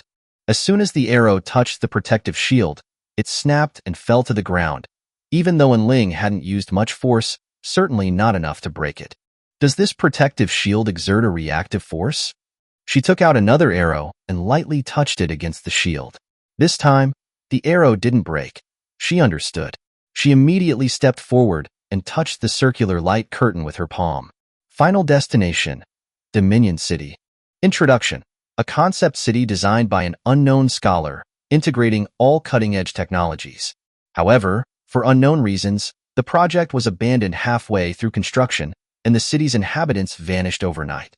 Dominion City has become a dead city. Enter Dominion City? Seeing this prompt, Ling wasn't surprised at all. Suyu, on the other hand, quickly came over and looked at the information together. There's only a simple explanation, with no hints. Chapter 74, Dominion City. Ling's tone was grave. The manor hadn't explicitly stated that there was no return, but at least it had offered some hints. This city, however, offered nothing. Are we going in now? Suyu asked. Ling immediately took 2 steps back, and the prompt before them vanished. No, not yet. She turned and went to the car, opening the fuel cap and taking out the empty 8 treasure porridge can from her backpack. Ling, what are you? Suyu was puzzled, unsure why she wanted their limited gasoline. Just in case. This is probably the final destination. The car is useless to us now, and we can't leave it for others. It's also a precaution against those insects. Ling explained, then used her ability to draw the gasoline out, pouring it into the porridge can. She'd had this idea ever since they found the car. Although the tank was only half full, and they'd used some getting here, there were still a few liters left. Ling had finished all her porridge over the past few days, saving the cans. After filling all the cans, there was still some gasoline left in the car, which she poured into an empty water bottle, unwilling to waste it. They couldn't destroy the car. If they needed to leave, they could refuel and use it again. Let's go. Having finished her preparations, Ling finally joined Suyu to enter the city. Why was it called Dominion City? She didn't believe for a second it had nothing to do with the dominion of the survival island. Come what may. Ling didn't believe they would encounter the Dominion on the 3rd day. Reaching the protective shield, this time they chose to enter Dominion City without hesitation. There must be some restrictions inside. Otherwise, the prompt to enter would be redundant. Ling touched the light curtain, and the moment she confirmed, her hand passed through the barrier by inertia. She immediately understood and stepped inside. The instant her foot landed on the silver ground, she felt something strange. There's no wind here? Suyu said in surprise. Right, no wind. They could feel a scorching breeze outside just moments ago, but now it was gone and Ling immediately looked back. The barrier was still there, unchanged, and the outside scenery was clearly visible. But as her hand reached out to touch the light curtain, a prompt popped up. Leave, Dominion City. You only have one entry opportunity. Seeing this message, Ling quickly withdrew her hand. So, once they left, they couldn't come back. Let's go into the city. Together, they walked along the road towards the city center. The city was eerily quiet, Everything inside like a pre-programmed scene, placed in fixed positions without a single movement. Only after entering did they truly feel the city's impact. It was a futuristic city, full of things they had never seen or heard of. This is incredible. Suyu looked around in awe, her curiosity piqued by the city. Seeing her like this, Ling felt relieved. At least it meant Suyu hadn't sensed anyone else watching them, so they were safe for now. They arrived at the large capsule container they had seen from outside, next to the white, garage-like room. The container was large, almost coffin-shaped, but oval. It was made of an unknown white material, with shimmering, gradient lights emanating from several cracks. A diamond-shaped button in the center added to the futuristic feel. Ling pressed the button. With a hissing sound, the capsule container slowly opened. Inside were two futuristic compound crossbows with scopes, but without strings or arrows. Weapons? They were both shocked, staring in disbelief. Ling and Suyu each picked up a crossbow, and their rings immediately displayed information. Energy crossbow. Consumes energy cell charge. No arrows required. Note: for use only within Dominion City, and each person can only carry one weapon. Ling noticed a circular slot on the crossbow with a charge indicator. The energy bar was barely lit and red, indicating it was empty. They exchanged a look, understanding each other instantly, and began searching the nearby area. The presence of a car implied the island was large, and now they had weapons, suggesting the city would be dangerous. Things were definitely not as simple as they appeared. As Ling passed by the rectangular building, its transparent side door slid open automatically, revealing a cylindrical object emitting a green energy glow. As expected, it was an energy cell. She quickly picked it up and attached it to the crossbow. The charge indicator instantly jumped to 1/3 full, and the battery's green glow turned red. She removed and discarded the depleted battery and began searching for other supplies. It felt like she was playing a video game.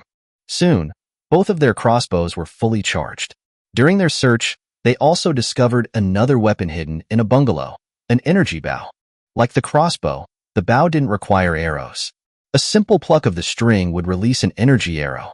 However, compared to the crossbow, the bow was clearly inferior, and they couldn't equip two weapons anyway, so they left it.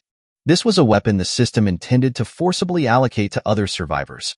To avoid getting separated, they only searched the immediate area, focusing on collecting energy cells. Ling, I'm at my limit, Suyu shouted from a distance, emerging from one of the buildings. Just as Ling picked up another energy cell, a message popped up. Each person can only pick up 10 energy cells. Exceeding the limit will cause an explosion. I'm at my limit too. Ling frowned, picking up the cell and abandoning the search for more. Suyu jogged over to her. What do we do now? We should have plenty of time. Let's open those capsules. We might find other weapons or equipment. Chapter 75. Skyscrapers. These capsule containers weren't next to every bungalow. On the contrary, they were quite rare. To find them, they had to circle the outer perimeter of the city. They had no immediate plans to venture into the skyscrapers at the city center. If danger lurked anywhere in this city, it was most likely there.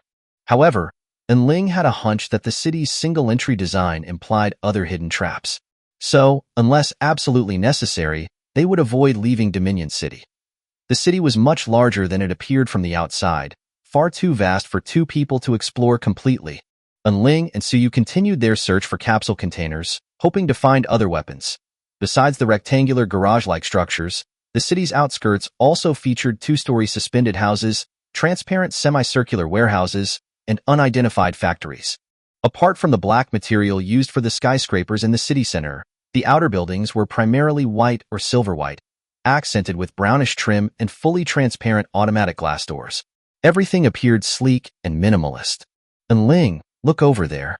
Suyu suddenly stopped, pointing to a circular opening in the distance. A staircase led downwards, seemingly to an underground level. They had just opened another capsule, and it contained yet another energy crossbow. This led Ling to suspect that the city held only two types of weapons, bows and crossbows. Let's go, let's check it out. It was nearing noon, and the underground area offered a welcome respite from the sun. More importantly, they might find something valuable down there. The sloped staircase descended, the ceiling emitting a faint light, illuminating the space. The room was small, with only the staircase as an exit and no door. The walls were silver white, and inside were 3 capsule containers, different from the ones they'd seen before. These 3 were blue and white, larger than the previous ones, with circular buttons. There must be something else in these, and Ling said, recognizing their distinct appearance. Suyu nodded in agreement. With a hiss, the door of one capsule sprang open, revealing 2 identical items inside. Resembling wrist guards, Ling picked one up, checking its information and usage. Energy grappling hook. Fires a retractable grappling hook with a range of 100 meters. Note: for use only within Dominion City, and each person can only equip one. A utility item. She equipped it on her right arm. A button underneath, when pressed, secured the device snugly. Like the energy crossbow, it required 3 energy cells for a full charge. 2 of them. Seems like it's designed for a team. 1 for each of us. And Ling handed the other grappling hook to Suyu, who also equipped it. The device was light, not hindering arm movement, and potentially quite useful. Since they were in Dominion City, these items must have a purpose. They opened the next capsule.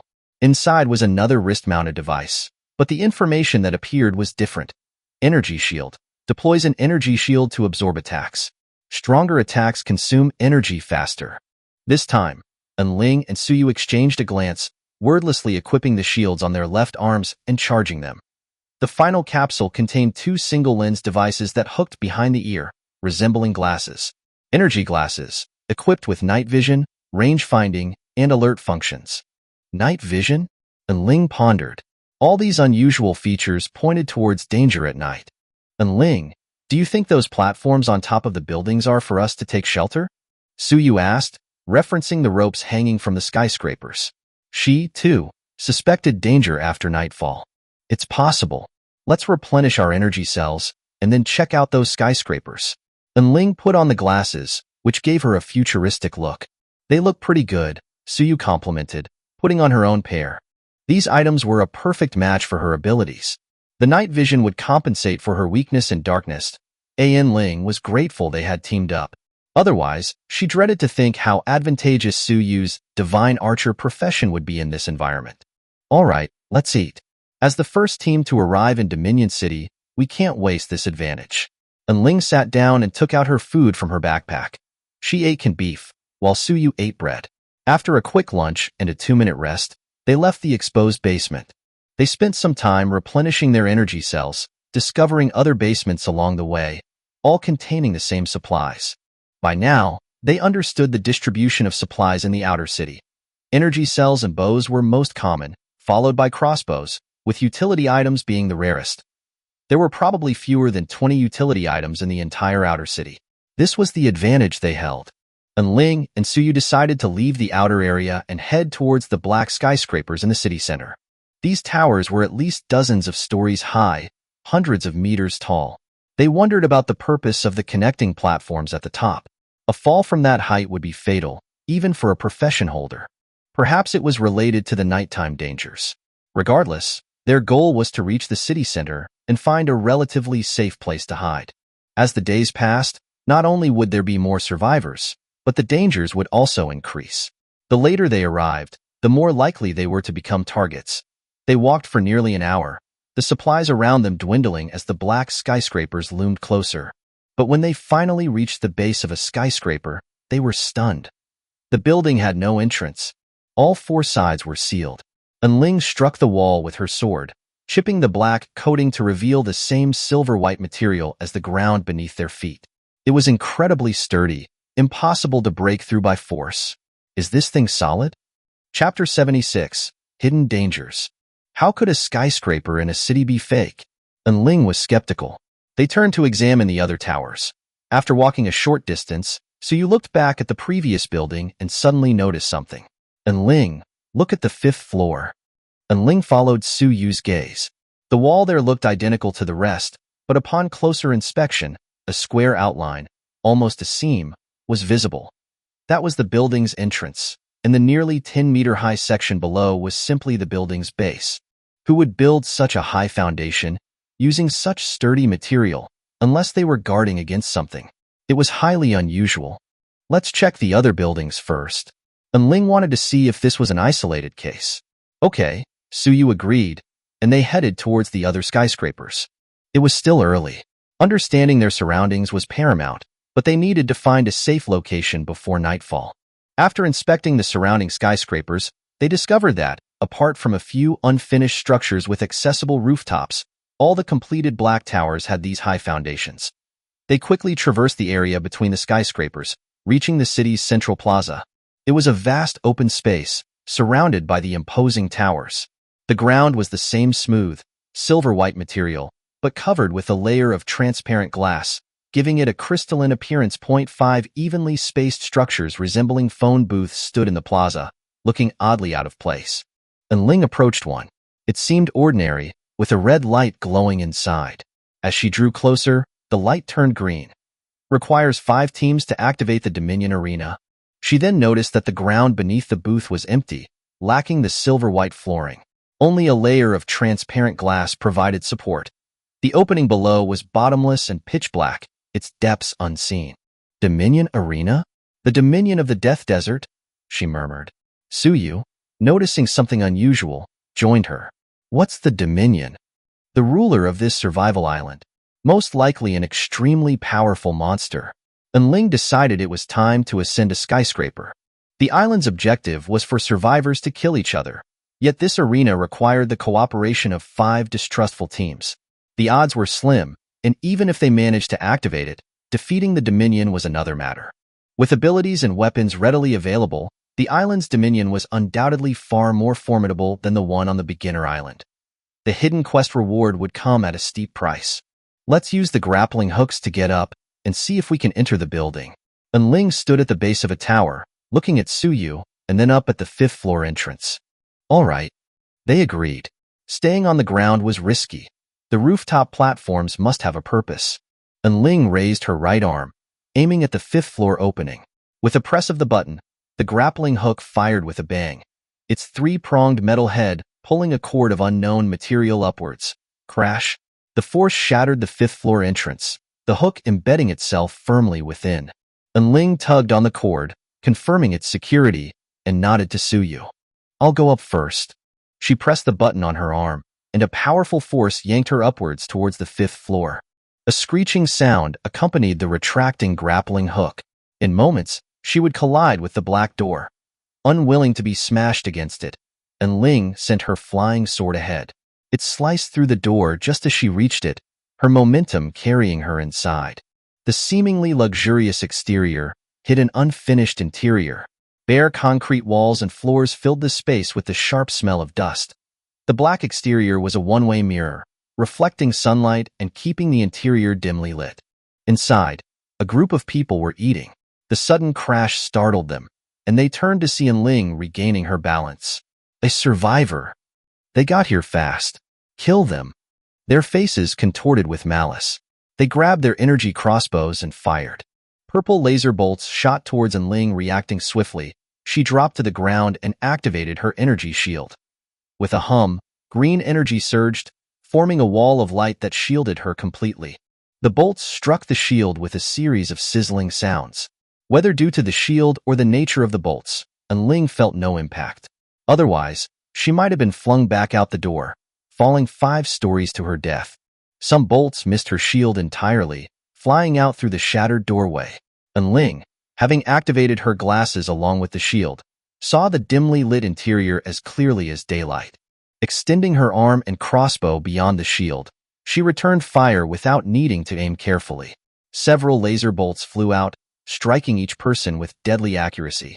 Through the shield, she saw the bolts pierce their bodies and strike the wall behind, leaving finger-sized holes. Without aiming for vital points, she might not have incapacitated them instantly. Fortunately, her blessing today was guaranteed accuracy. Arg! They groaned, collapsing to the ground in their death throes. Hearing the commotion, more people rushed down from the upper floors. Like the others, they were hostile survivors, not monsters. A grappling hook secured above the doorway announced Suyu's arrival. Still in midair, she fired her crossbow, taking out the people on the stairs before landing smoothly beside Ling. Chapter 77. Survivor Enclave. Are you all right? I heard movement upstairs, but I didn't expect anyone to be inside. Suyu asked Ling with concern. I'm fine. Just a group of survivors, though more than I expected. Ling deactivated her shield and stood up. This should lead directly to the roof. Let's be careful. With their night vision activated, the dim environment posed no obstacle. They approached the bodies. The survivors' clothes were tattered, as if worn for years. Their backpacks were faded, their faces covered in stubble, their hair matted. They had clearly been living here for a while. Disgusting! Suyu exclaimed, recoiling from their makeshift bowls. The survivors' eating utensils were crude, just a collection of jars and cans. The food inside, however, was a blackish mess. On closer inspection, insect parts were visible. These survivors had been eating the same insects Ling had incinerated in the warehouse. They picked up the backpacks and checked their contents. These survivors were far poorer than the island participants, possessing nothing of value. After rummaging through the tattered belongings, Ling lost interest. Let's go. There's nothing here on the first floor. Let's check upstairs. I've never seen so many survivors at once. Suyu was wary. But what was the real difference between survivors and participants on this island? Survivors banded together to attack participants, while participants were self-serving. There may be far more survivors in this city than we thought. The fact they're hiding in the building speaks volumes. From now on, we need to be constantly vigilant. Ling took the lead, mindful of her close combat abilities and ready to respond to any sudden threats. The upper floors were identical to the first, down to the layout, as if copied from a template. At the top of the stairs, more belongings lay scattered, left by the survivors Suyu had just killed. They paused, inspecting the items before continuing to the third floor. The food, backpacks, everything was the same. The only difference was the survivors' appearances. Strange. We haven't seen any insects since we arrived. Where are these people getting their food? Ling found this unusual. Perhaps it was a warning. Maybe the insects only come out at night, Suyu suggested. Let's go. We'll deal with that later. Let's head to the top floor. Ling had a plan. They could always leave Dominion City if necessary. As they reached the halfway point of the stairs to the third floor, they saw a man standing at the top. Survivors, he shouted.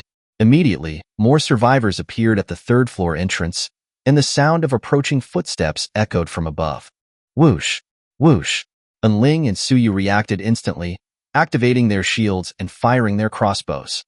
The first few survivors were hit in vital areas, falling dead, their bodies tumbling down the stairs, leaving a trail of blood. With their equipment advantage, Ling and Suyu pressed forward, eliminating survivor after survivor. The commotion attracted more survivors from above. It became clear that every floor was guarded, and now, alerted to the presence of participants, they charged downwards with reckless abandon. Ling, what do we do? There seemed to be more and more of them. Suyu asked, worried. Their first real threat wasn't the environment or monsters, but these crazed fellow humans. They had reached the 7th floor, having eliminated a dozen more survivors, but the enemy numbers continued to swell. Their gazes were greedy, ravenous, as if looking at food. The stairwell was choked with bodies, the air thick with the stench of blood and dust. Ling recalled the post-game summary from the beginner island. Killing survivors yielded no rewards. These endless enemies would only deplete their energy cells. There was another downside. The constant killing could desensitize them to violence, eroding their respect for life. If their willpower faltered, they risked becoming like these madmen. They retreated into the 7th floor hallway, shields raised, crossbows firing.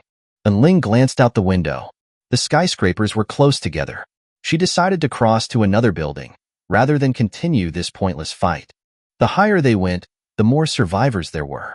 With dozens of floors, there could be thousands of them. They would run out of energy before killing them all. Suddenly, 2 survivors rappelled down the ropes outside, dangling in midair and aiming their crossbows. Ling, watch out for the outside. Suyu warned, sensing their presence. Whoosh, whoosh. 2 laser bolts pierced the outer wall, heading straight for them. Reacting instantly to Suyu's warning, Ling twisted aside, raising her crossbow and firing. 2 purple bolts flew out, colliding mid-air with the incoming attacks. With a bang and a puff of smoke, the ambush was thwarted. Suyu was stunned by Ling's marksmanship. Who's the divine archer here? She thought incredulously.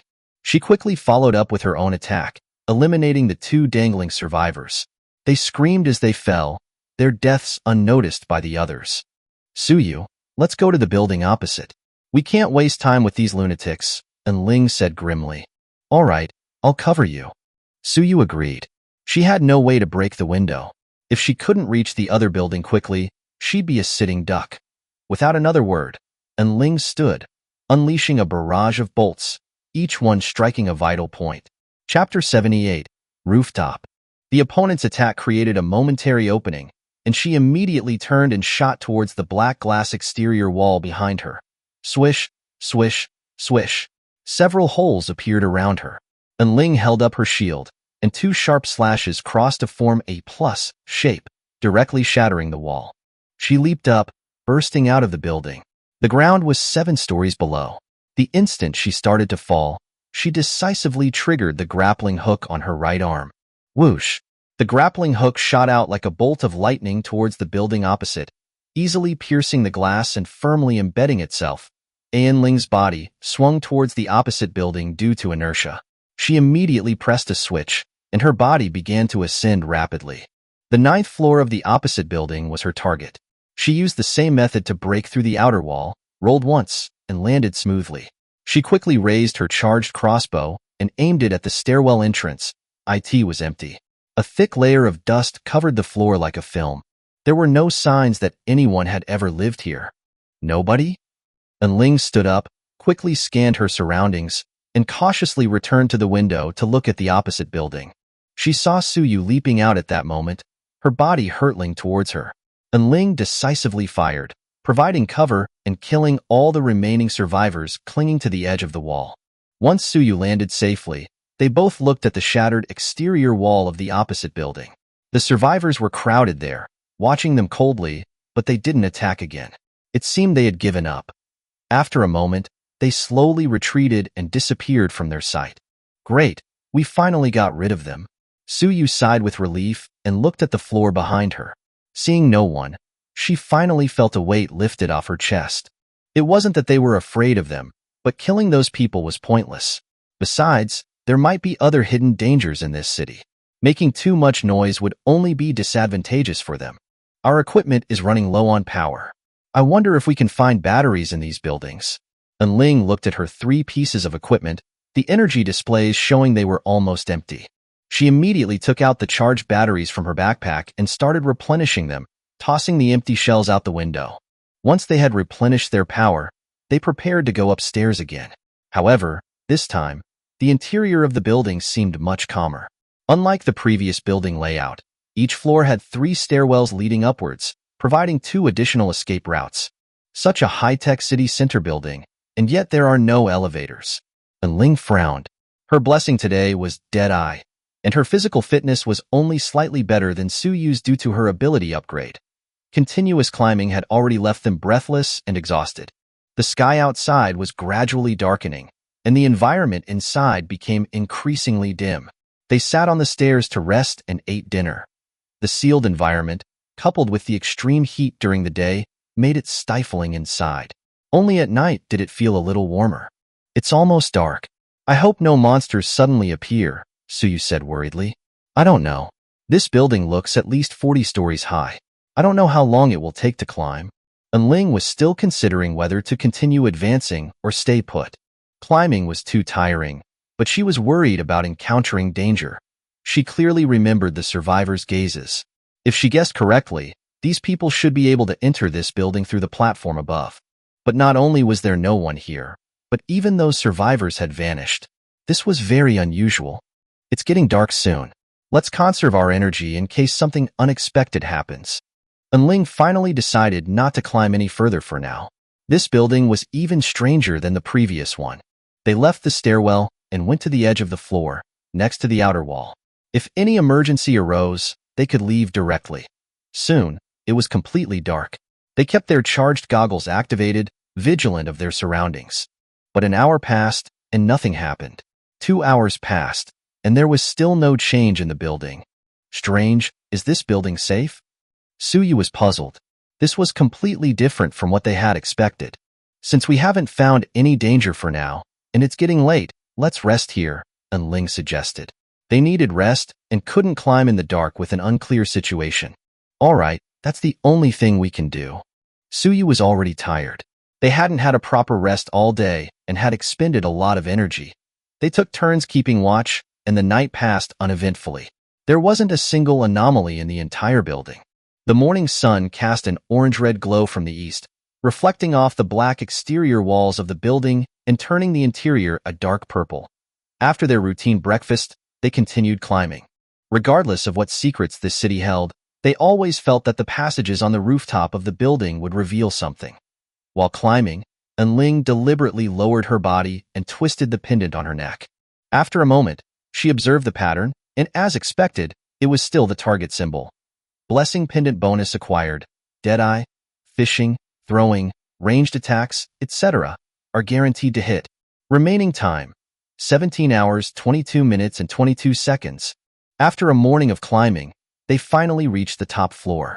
Above them was the end of the stairwell, connected to a door. Opening it would lead to the rooftop terrace of the building. Finally here.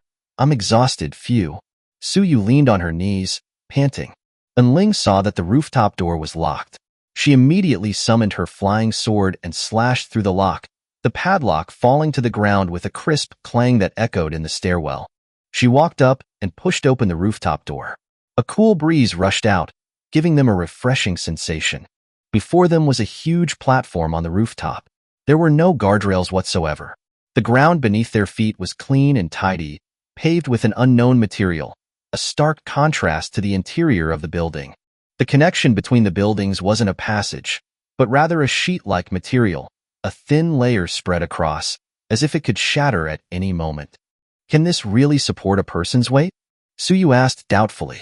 Chapter 79. Emerging Crisis. Looking at the paper-thin material connecting the rooftops of several buildings, Ling remained skeptical. The surrounding buildings encircled the arena on the ground in a circular pattern. The platforms on top were all interconnected, resembling a giant umbrella when viewed from the ground. Each building was connected to the others, converging towards the center to form a massive platform that completely enveloped the arena below. They're even at the same height? Ling observed the scene, feeling the cool breeze brush past her, her brows furrowed slightly.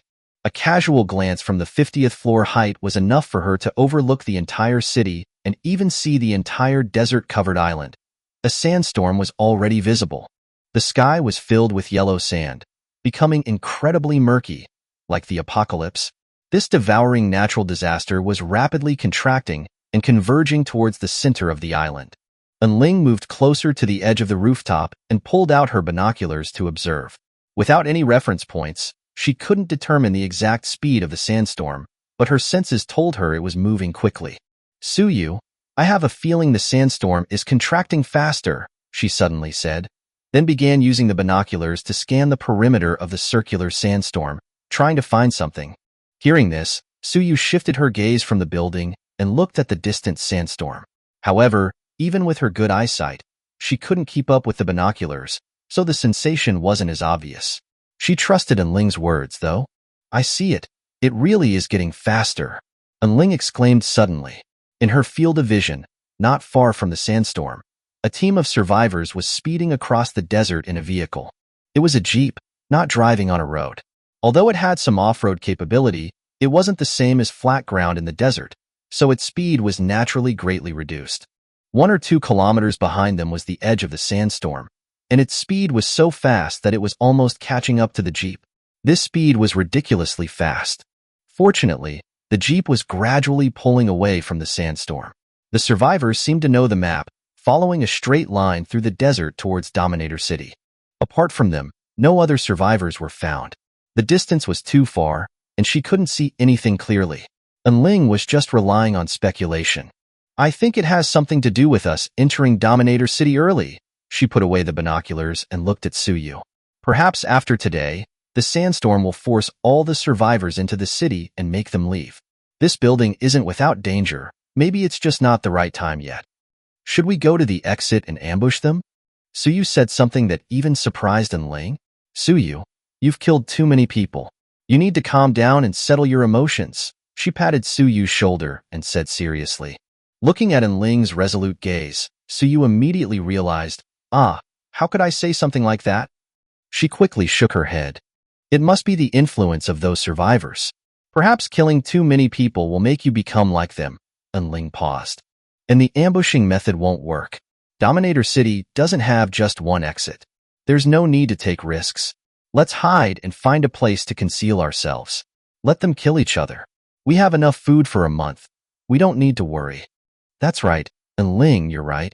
Suyu opened the light screen ring and found that there were still over 70 teams left, meaning more than 140 people. It seemed that in the wilderness towns, if survivors didn't encounter others of their kind, they could generally reach Dominator City safely, provided they had enough food, of course. The charged crossbow can attack the ground directly from the rooftop and has a scope. We can still launch a surprise attack if necessary, and Ling pondered. Perhaps this would increase her settlement score. Suyu was a little confused. Then what about the arena, which is suspected to be a hidden mission? She had obtained her profession card from a hidden mission. So this kind of instance that seemed like a hidden mission was a huge temptation for informed survivors. Let's see how it goes. If it really is the island dominator, there need to be at least 5 teams of ability users. Otherwise, it's suicide to go in. And Ling looked at the central area. This kind of mission required assessing one's own strength. The rooftop wasn't a good location. They would be noticed by survivors suddenly appearing from other buildings. So Ling took Suyu to the lower floors, broke the glass on all 4 sides of the building, and decided to temporarily station themselves here. Based on observation, Dominator City was indeed located in the very center, as Ling had initially guessed, and the sandstorm was contracting uniformly. This would cause all survivors to gather towards Dominator City. Survivors, monsters, infected, and a series of unknown factors would all erupt into fierce conflicts within the city until the victory conditions were met. Based on the speed of the sandstorm, it might take 2 more days to reach Dominator City. Let's hide here for the time being. And Ling put down her backpack and sat down directly. Suyu nodded in agreement. Meanwhile, outside Dominator City, 2 men drove up. One looked to be in his early 20s, wearing a black short-sleeved shirt and long pants, with a buzz cut and a faint smile on his lips, holding a long knife. The other was a middle-aged man in a sharp black suit with gold-rimmed glasses, looking like a successful businessman. But don't be fooled by their appearances. They weren't from the same team, but had killed their teammates and then coincidentally met and formed a temporary alliance. Looking at the orange muscle car parked in front of them, the buzzcut man, Fong Lingjia, flipped his knife, got out of the car, and a smirk curled on his lips. It seems someone got here before us. Interesting. The other man, Yang Zongliang, after turning off the vehicle, also came over to inspect. Fong Lingjia, the gasoline from their car has been siphoned out. It seems the other party is quite smart. Yang Zongliang, let's go. Fong Lingjia called out and strode towards the barrier of Dominator City. Let's go kill them. I want to see who got here before me. Hehehe. As they completed their actions, the 2 figures successfully entered the city. At the same time, people were continuously heading towards Dominator City from various other locations. None of them were fools because fools had already died along the way. Chapter 80. Imminent Threat. By nightfall, Ling and Suyu, perched high in the skyscraper, had observed many survivors arriving at the scene through their binoculars. The enormous orange-red sun was slowly setting, more than half devoured by the sea on the horizon, and the environment within Dominator City was becoming increasingly dim. The surroundings had become eerie, as Suyu had described it.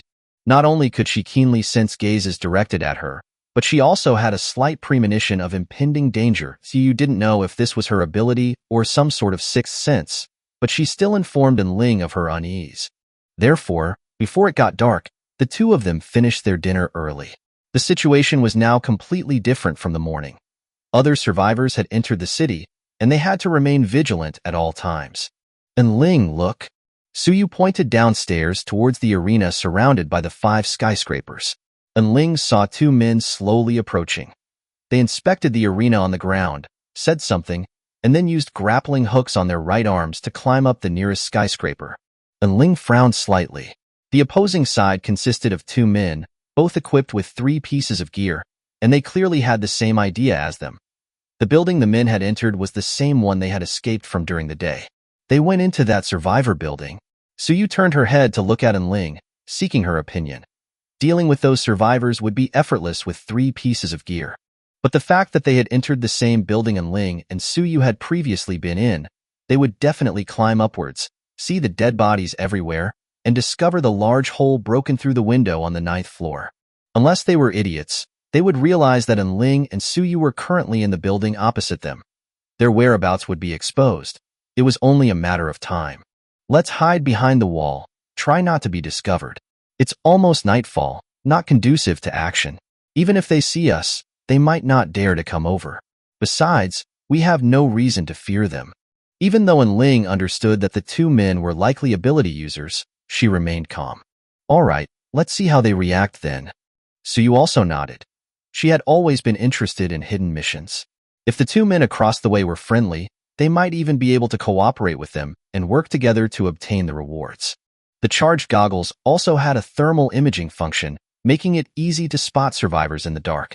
However, this function consumed a lot of energy and wasn't easily activated. But just in case, the 2 of them hid behind the wall. Unless absolutely necessary, they didn't want to confront the others directly.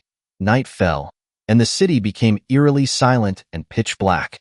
Both of them had equipment to assist them. The pitch-black night wouldn't cause them much trouble. Although the nights were usually quiet, both Suyu and Ling sensed that tonight was different. Although it was still silent, it felt as if a layer of invisible death energy had permeated the city, perhaps indicating that a disaster was slowly approaching. Strange, it shouldn't be this quiet, right? Suyu looked around, whispering to Ling beside her. She was also puzzled. Logically, the monsters that appeared on the second night should have appeared in Dominator City as well. Suddenly, she thought of something and decisively picked up her binoculars, heading to the other side of the building, the opposite direction from the building the men were in, so she wouldn't have to worry about being discovered. Ling placed her binoculars over her charged goggles. Using the skyscraper's geographical advantage, she easily saw the edge of Dominator City. It was as she had guessed, but the actual scene was even more horrifying than she had imagined. The edge of the city was swarming with dense crowds of monsters. These monsters jostled each other, stepping on the corpses of their companions, climbing upwards and constantly pushing forward. As far as the eye could see, there were monsters everywhere, at least hundreds of times more than they had seen in the town. Just this one glance reminded Ling of a scene she had only seen in movies, a city besieged by zombies. Fortunately, Dominator City's protective shield was strong enough to easily withstand the invasion of these monsters. If they were to enter the city, the consequences would be unimaginable. She finally understood why the foundation of these skyscrapers was designed so high, but a height of 5 floors and 10 meters probably wouldn't stop these monsters at all. Looking into the distance, most of the originally golden desert had now turned black. At first, Ling thought it was a visual error caused by her charged goggles' night vision, but then she realized that it wasn't sand, but bugs filling the earth, covering the yellow sand, and surging towards Dominator City.